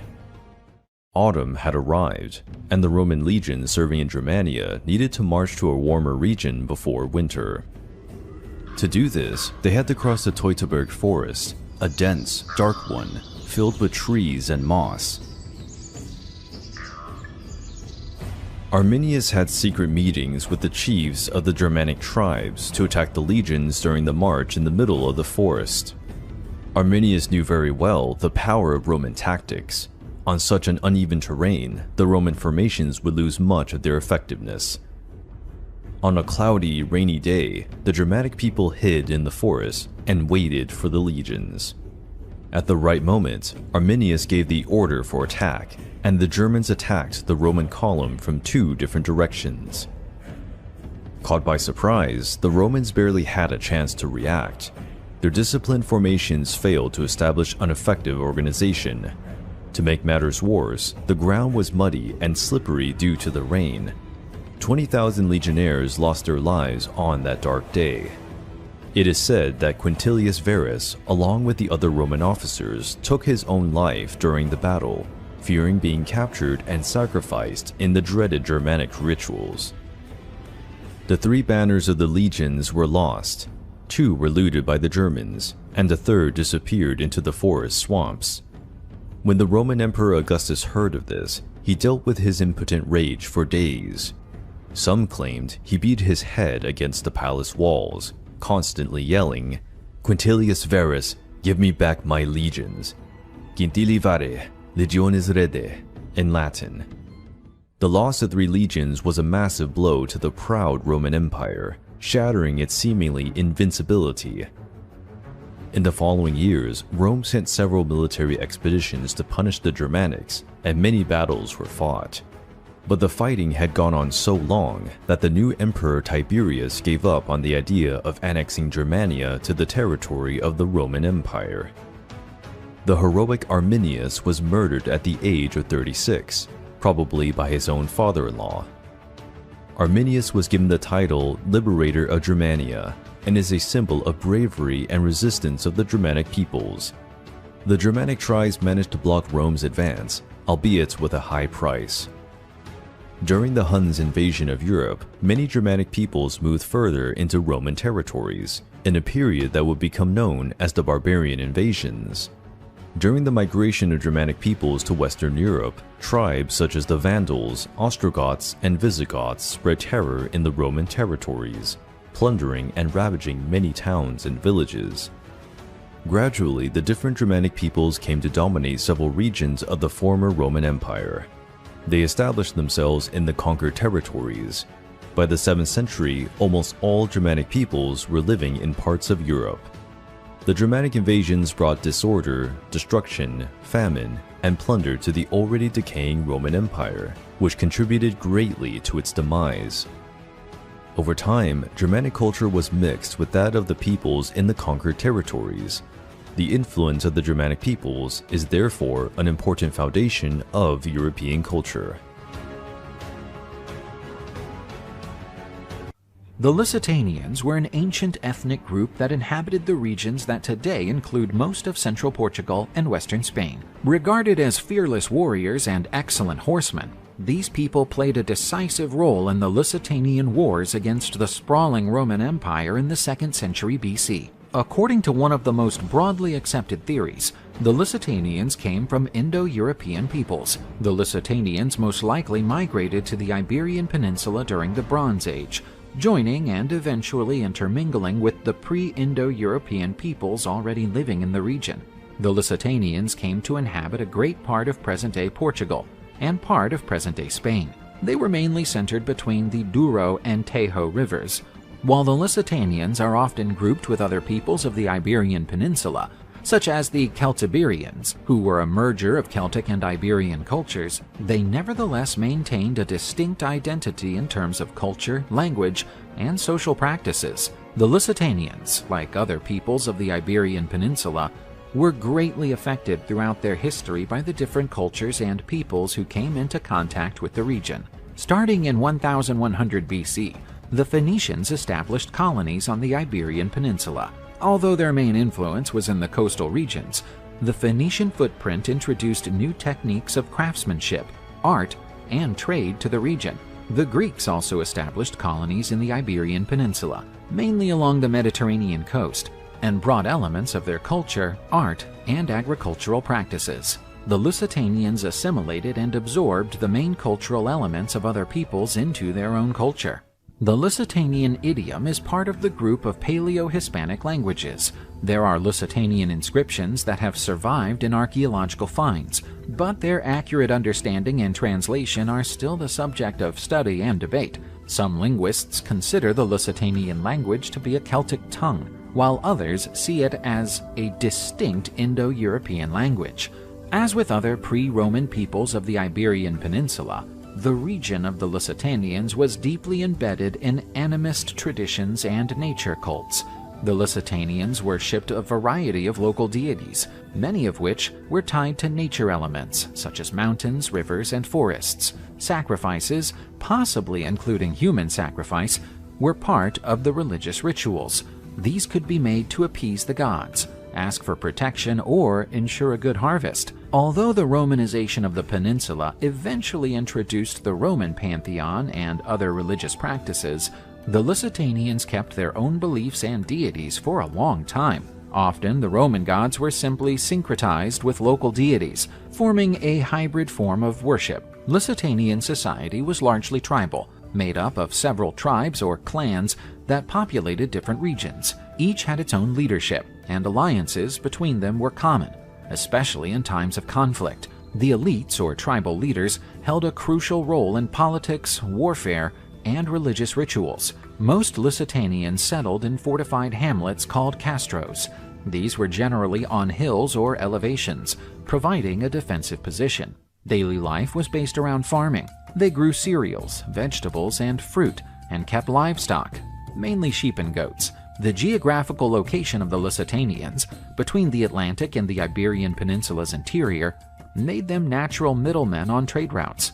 They traded local products, such as wool, skins, and metals, for luxury items and goods produced by Mediterranean civilizations, such as pottery, wine, and olive oil. The region's mines, abundant in metals such as gold, silver, and tin, were a significant source of wealth for the Lusitanians, and subsequently attracted Rome's attention. The Lusitanian warriors went on to feature prominently in the resistance against Roman expansion in the Iberian Peninsula, becoming notorious in Roman history for their bravery, cunning tactics, and combat skills. The mountainous and rugged terrain of Lusitania made them well suited to guerrilla tactics, turning the terrain to their advantage to ambush their enemies. The Lusitanians were especially renowned for the outstanding workmanship of their cavalry. Lusitanian horsemen were extremely mobile and effective in swift attacks, hitting the enemy and withdrawing before they could be surrounded. The clash between the Lusitanians and the Roman Empire is a meaningful part of the history of the Iberian Peninsula, especially notable for the Lusitanian Wars, fought between 155 and 139 BC. These skirmishes were marked by the tough-mindedness and tactical skill of the Lusitanians, in contrast to the military and organizational power of Rome. In the 3rd century BC, the Romans started to expand their holdings in the Iberian Peninsula after the Second Punic War against Carthage. The Iberian Peninsula was wealthy in resources, especially minerals, and provided a strategic position for the control of the Western Mediterranean. The Roman expansion towards the west of the peninsula in the 2nd century BC led to frequent clashes with the Lusitanians. The Romans considered them to be a troublesome people, given their ferocious resistance and the guerrilla tactics they employed. Viriato is probably one of the most iconic personalities of the resistance against Roman expansion in the Iberian Peninsula. He is often regarded as the great leader and national hero of the Lusitanians during the Lusitanian Wars. Not much is known about Viriato's origins and youth. It is believed that he came from a humble background, perhaps from a shepherding family, and that he grew up surrounded by the warrior traditions of the Lusitanians. Viriato's struggle was triggered by an act of betrayal from the Romans. In 150 BC, a settlement was reached between the Lusitanians and the Roman praetor Servius Sulpicius Galba, who had promised the Lusitanians land, but instead trapped and massacred many of them. Viriato was one of the few survivors of this slaughter. Enraged at the betrayal, Viriato took over the leadership of the Lusitanians and started a guerrilla warfare campaign against the Roman forces in the Iberian Peninsula. Viriato's effective tactics and his skill in leading and unifying several tribes against the Romans forced Rome to recognize him as a leader. He was called Dux by the Romans, a title seldom granted to non-Roman leaders. They attempted to sign peace treaties with Viriato on several occasions, recognizing the autonomy of the Lusitanians. However, the treaties were often broken, resulting in further confrontations. Viriato's resistance became a major problem for Rome. Powerless to defeat him in open combat, the Romans turned to treason. In 139 BC, Viriato was betrayed and murdered in his sleep by 3 of his associates, who had been bribed by the Romans.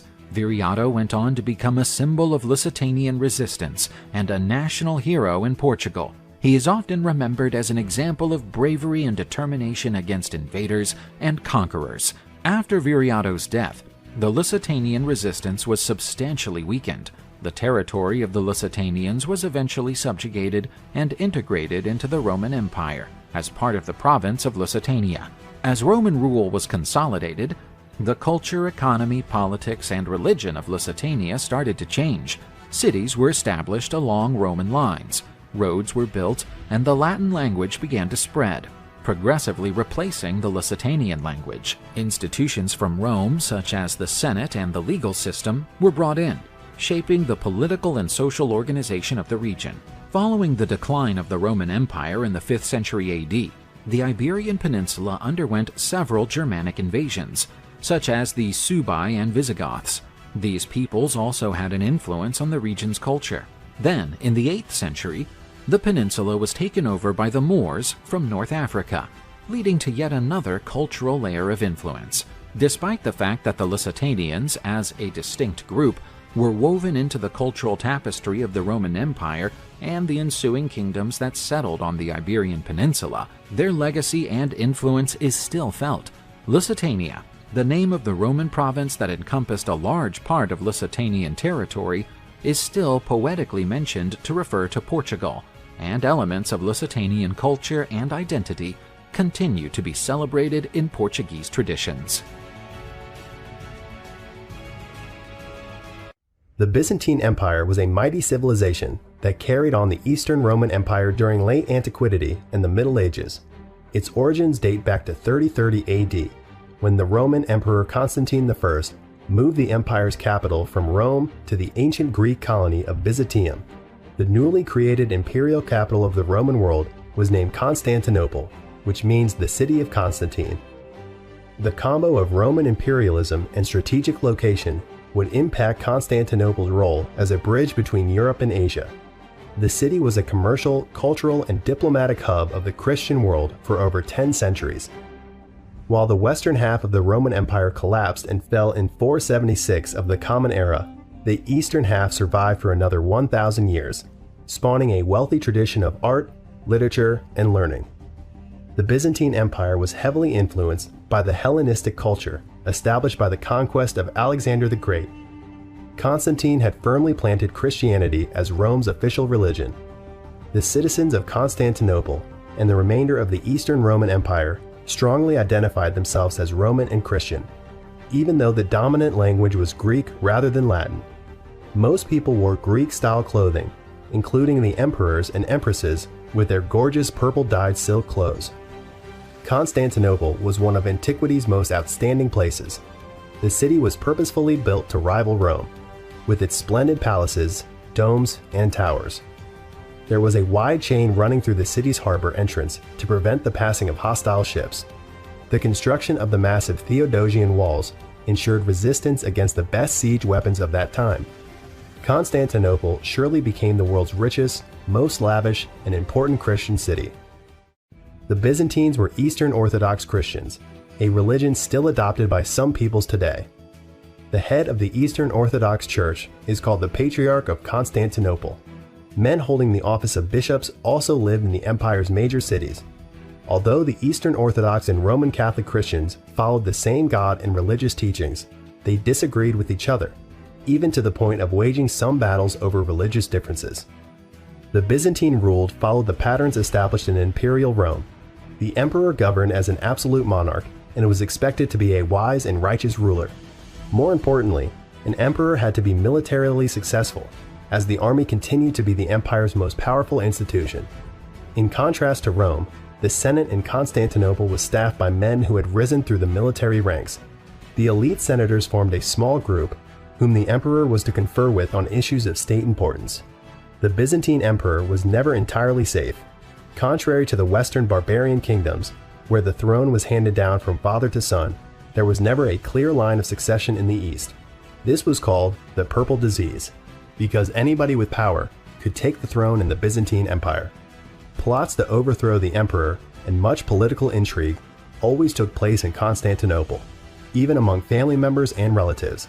Under Emperor Justinian I, who reigned until 565 AD, the Byzantine Empire spread to its largest geographical area, covering the Balkans, Egypt, Anatolia, and the Levant region, and as far south as Italy and the southern Iberian Peninsula. Several of the Byzantines' biggest architectural monuments, such as the groundbreaking Hagia Sophia Basilica in Constantinople, were also built during Justinian's reign. Bordering Eurasia in the east, as well as several European and Slavic nations, the Byzantine Empire's borders were continually invaded by peoples from the east, north, and west. The Byzantines had to battle against many different nations. Their military had to find ways to tailor their tactics to different warfare styles. As a result, the Byzantine Empire had one of the world's best armies for centuries, employing the best tactics and weapons and led by the best military commanders. The Byzantines launched a new weapon in 672 called the Greek fire, a dreadful artifact that shot fire from a highly flammable liquid. Once hurled against an enemy, it could not be extinguished, not even by water. The person credited with inventing Greek fire is a man named Kallinikos, a Syrian who lived in the Byzantine Empire. Greek fire was used mainly against the attacking Muslim fleets. The Greek fire formula was a secret. Maybe not even the emperors knew its ingredients. Its formula was lost in history, and no one is entirely sure how to make it today. Greek fire helped save the Byzantine Empire and Christianity for several hundred years. Throughout the 7th and 8th centuries, assaults by the Persian Empire and the Slavic peoples, particularly the Bulgarians, captured significant portions of the empire's lands. These developments, coupled with internal political instability and economic decline, threatened the Byzantine Empire. A new, even more serious threat emerged as the Muslim armies began their attacks by invading Syria. The ascent of Basil I to the throne in 867 of the Common Era established the beginning of the Macedonian dynasty, which governed for 150 years. This dynasty included some of the most capable emperors in Byzantine history and is considered the empire's golden period. Cities expanded and wealth spread throughout the provinces. The population swelled and the food and product output also increased, sparking new demands and helping to stimulate trade. Culturally, education and learning grew considerably. Byzantine art blossomed, and majestic mosaics ornamented the interiors of many churches. The empire shifted from defending against external enemies to reconquering territories. There was a deliberate effort to reinstate the brilliance of the period before the Slavic and Arab invasions. Basil II, known as the Slayer of Bulgarians for his Balkan victories, was supported by an army of fierce warriors descending from the Kiev Vikings. He won victories in Greece, Armenia, Georgia, and Syria, doubling the empire's size. The Nordic warriors were supplied by Vladimir I, the Grand Prince of Kievan Russia, first members of the Varangian Guard. In the following centuries, they'd be in charge of personal guard of the Byzantine emperors. After Basil II, the empire gradually fell into decline.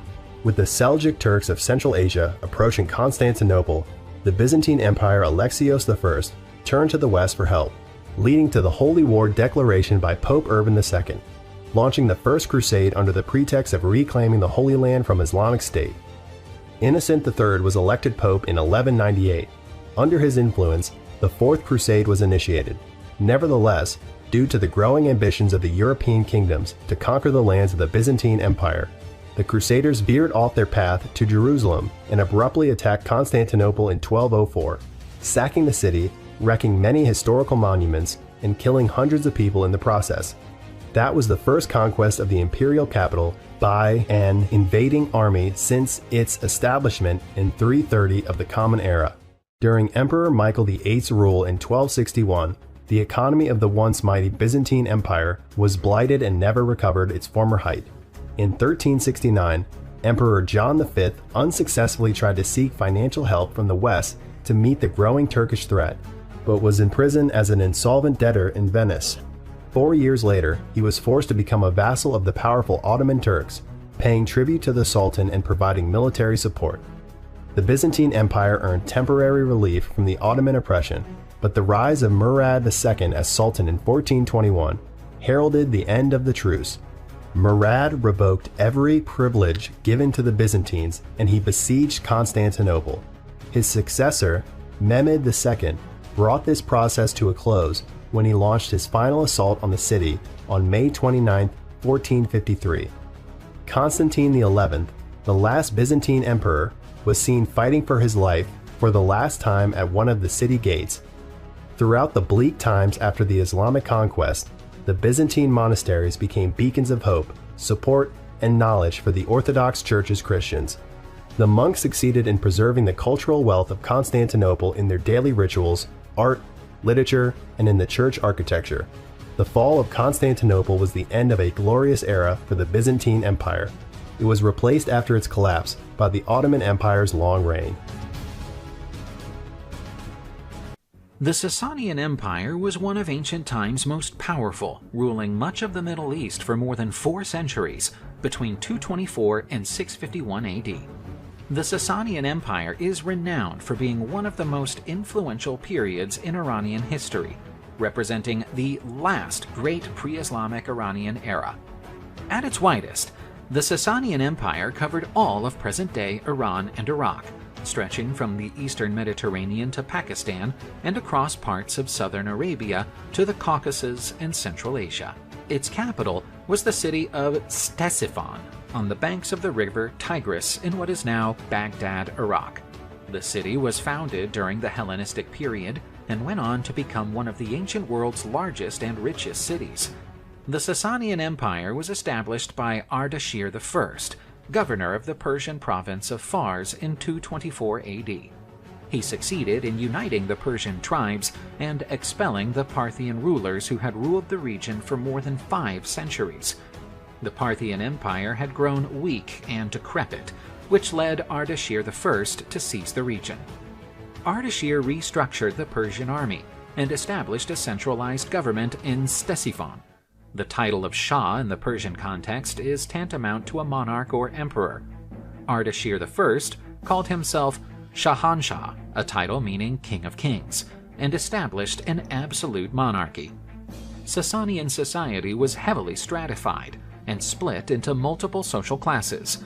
The nobility comprised royal family members, large landowners, and army officers. Peasants, artisans, and merchants formed the bulk of the population. Persian became the official language of the Sassanian Empire, but others such as Aramaic and Greek were also spoken. Sassanian art and architecture were greatly influenced by earlier Persian culture, but also absorbed elements from cultures such as Roman and Greek.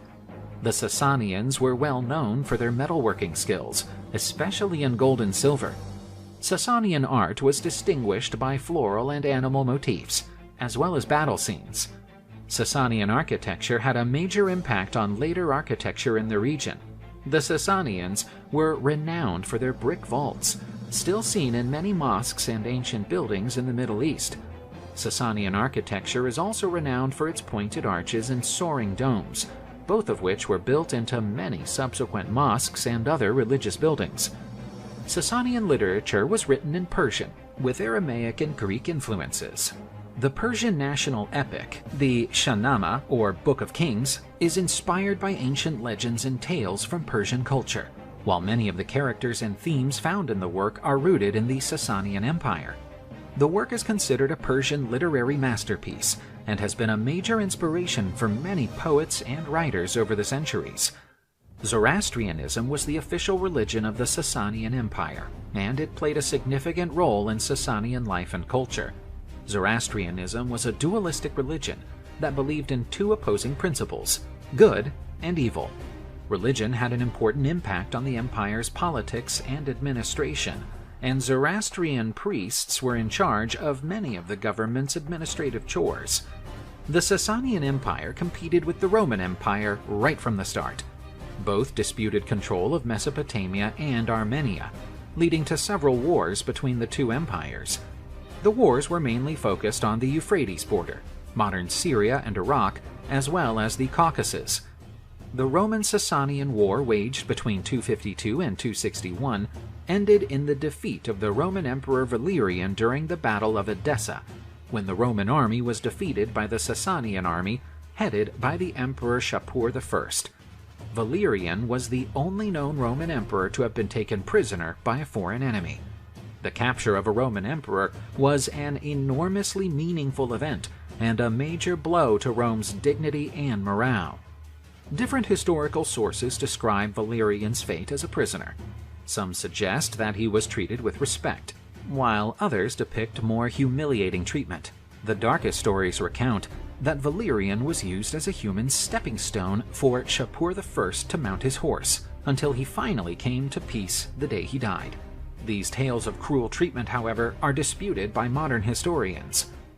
The other major conflict was the Sassanian Roman War, dating from 337 to 363.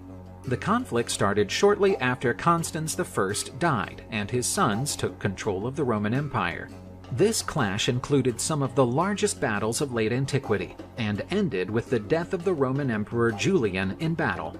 He had taken charge of a campaign aimed at recovering lands that had been lost to the Sassanians in previous clashes.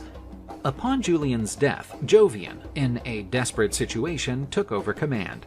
He signed a humiliating peace treaty with Shapur II, the Sassanian king, to ensure a safe retreat for his troops.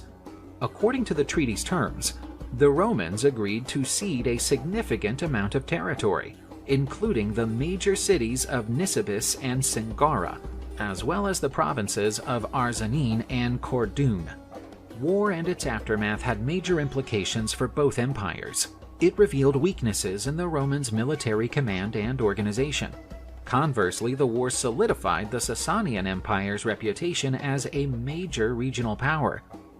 The Roman-Sassanian War between 602 and 628, also known as the last great battle between the Byzantine and Sassanian empires, was one of the longest and most destructive conflicts in ancient history. It began with the Sassanian invasion of the Byzantine Empire in 602, and went on for almost 3 decades. At the outset, the Sassanians, commanded by Shah Khosrow II, achieved significant success. They captured several important Byzantine cities and provinces, such as Syria, Palestine, Egypt, and parts of Anatolia. In 614, the Sassanians captured Jerusalem, taking the most important Christian relic, the Holy Cross, to Persia. But the war started to shift with Heraclius' ascension to the Byzantine throne in 610. He spent several years reorganizing his army and building up his position before mounting a counteroffensive in 622. His campaigns were remarkable for using guerrilla tactics and a new scorched earth approach to deprive the enemy of resources. Heraclius marched into the heart of Sassanian territory in 627 and defeated a Persian army at the Battle of Nineveh. He eventually marched to Ctesiphon, the Sassanian capital. In 628, Khosrow II was toppled in a coup led by his own son Kavad II, who immediately pursued peace with the Byzantines. The peace treaty of 628, officially ending the war, brought the return of all the territories and prisoners of war taken by the Sassanian, as well as the Holy Cross, which Heraclius personally restored in Jerusalem in 629. The war was devastating for both empires, making them depleted and vulnerable to the rise of Islam. Barely 6 years after the war ended, the Muslim forces began to invade both the Byzantine and Sassanian empires in 634, both of which were unable to resist effectively. The Sassanian Empire was left precariously balanced, its resources depleted and its population exhausted. Confrontation with the Roman Empire left the Sassanian Empire susceptible to attacks from other groups, such as the Arab Muslims, who would ultimately overthrow the empire. The Sassanian were defeated by the Muslims at the Battle of Al-Qadisiyah in 636. In 637, the Muslim Arabs conquered the Zoroastrian holy city of Ctesiphon, capital of the Sassanian Empire. The defeat sustained at the Battle of Nahavand in 642 ended the empire. Meanwhile, the Byzantines lost Syria, Palestine, Egypt, and North Africa to Islamic raids. In 651, Yazdegerd III, the last Sassanian Shah, was killed by the Arabs and the empire fell. The Muslim Arabs established the Arab Caliphate, ruling over the region until the Mongols invaded in the 13th century. The Sassanian Empire had a lasting legacy in the history of Persia and the Middle East. The Zoroastrian religion outlived the empire and is still practiced by a small group of people in Iran and India. The fall of the Sassanian Empire and the emergence of Islam significantly influenced the Middle East's development. The Muslim conquest of Persia was among the most notable events in Islamic history. with the region forming a key part of the Islamic realm. The Arab Caliphate set up the city of Baghdad as its new capital, and the region came to be ruled by the Arab caliphs. Nevertheless, the end of the Sassanian Empire turned out to be more than just an important milestone in Middle Eastern history. It also had a substantial bearing on world history. The collapse of the Sassanian Empire allowed Islam to spread eastwards, as far as India, shaping the Islamic world as we know it today. Additionally, the overthrow of the Sassanian Empire also made the region vulnerable to Turkish and Mongol invasions, who would dominate the region for the next few centuries. Although the Sassanian Empire ended more than 1,000 years ago, its influence on the region's and the world's history can still be felt today. The Sassanian contributions to government administration, art, architecture, and religion still play a vital part in shaping the Middle East and the Islamic world, and its legacy can be traced in many of today's traditions and practices. The end of the Western Roman Empire marked one of the most important periods in human history. Many peoples of distinct cultures who had previously lived as part of the empire began to occupy lands previously owned by Rome. This spawned a large-scale wave of migrations across the European continent, reaching as far as distant lands in Africa and Central Asia.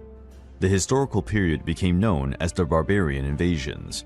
It turned out that many tribes that the Romans considered uncivilized, such as the Franks, Alans, Huns, Magyars, and Bulgarians, established settlements within the territory of the decaying Roman Empire, forming some of the first post-Roman kingdoms.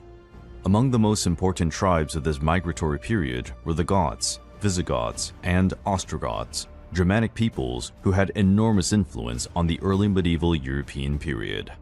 The first written documents mentioning the Goths date back to the 1st century AD. Some mentioned that this people had migrated from Scandinavia to the ancient region of Germania and territories near the Black Sea. Another theory suggests that the Goths originated in eastern Pomerania, Poland, and, at some point, they moved to lands further south. The Roman historian Tacitus, who first encountered the Goths in Germany, described them as a cohesive race composed of Germanic peoples, native to their land, and fierce fighters. After taking up land in the steppes of the ancient region of Scythia, the Goths quickly adopted several nomadic customs from the Sarmatians.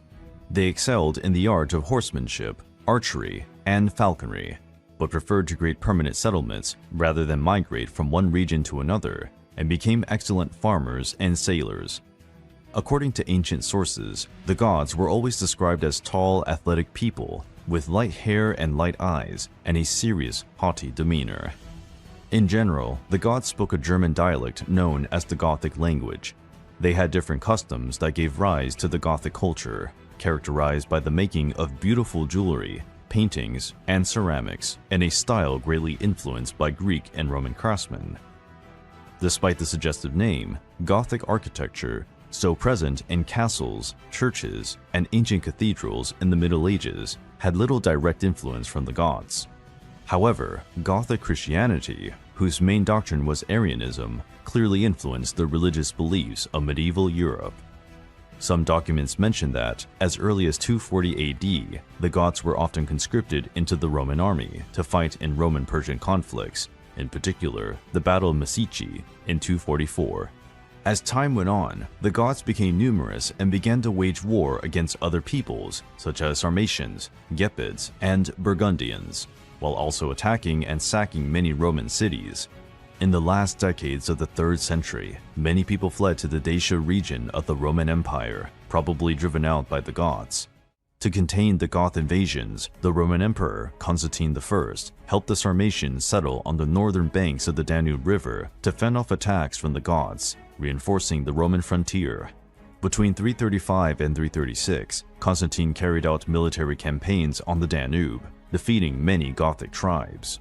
Contemporary Roman sources refer to the Goths not so much as humans, but as dangerous plagues. After driving the Romans from much of the European continent, the Goths ruled a large swath of territory, from present-day Germany to the Danube and Don rivers in Eastern Europe, plus the Black Sea in the south and the Baltic Sea in the north. However, the mighty Goths had enemies to match them, such as the fearsome Huns. Around the year 375, the Huns invaded the territory of the Goths. Although they bravely resisted, the Goths were pushed into lands still under Roman rule. Trying to find refuge, some Gothic tribes fled to the Eastern Roman Empire, where they received help from Emperor Flavius Julius Valens in 376. But, because of the Goths' history of violence and looting, the Romans decided to take cruel revenge, imposing high taxes and shameful living conditions on the refugees. Soon after, they began to starve, and some had to sell their children to Roman slave traders in exchange for dog meat as food. Enraged by these living conditions, the leader of the Gothic refugees, Fritigern, sparked a full-scale rebellion in Thrace, where not only Gothic refugees and slaves, but also disgruntled Roman workers and peasants joined in. The subsequent conflict became known as the Gothic War and lasted several years. The conflict peaked at the Battle of Adrianople in 378, where the Goths defeated the Romans and Emperor Flavius Julius Valens was killed. After the Battle of Adrianople, the Goths and the Romans were trading partners for the next decade. After that, the Goths split into two main branches, the Visigoths, a name that literally means Western Goths, and the Ostrogoths, the Eastern Goths. The division occurred because of political differences and noble lineages between the tribes.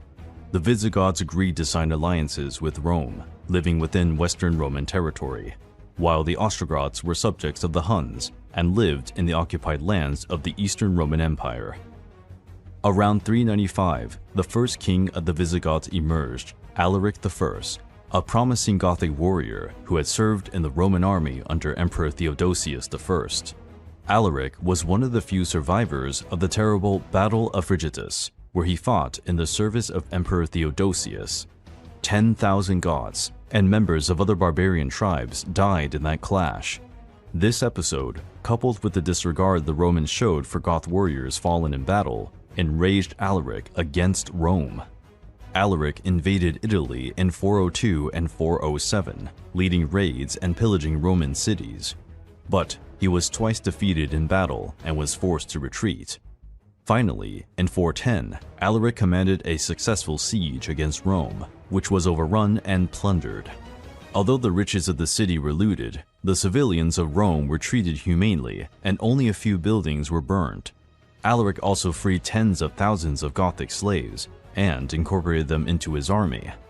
With the defeat of the main European rivals for power, Alaric and the Visigoths established a kingdom in the region of Gaul, present-day France.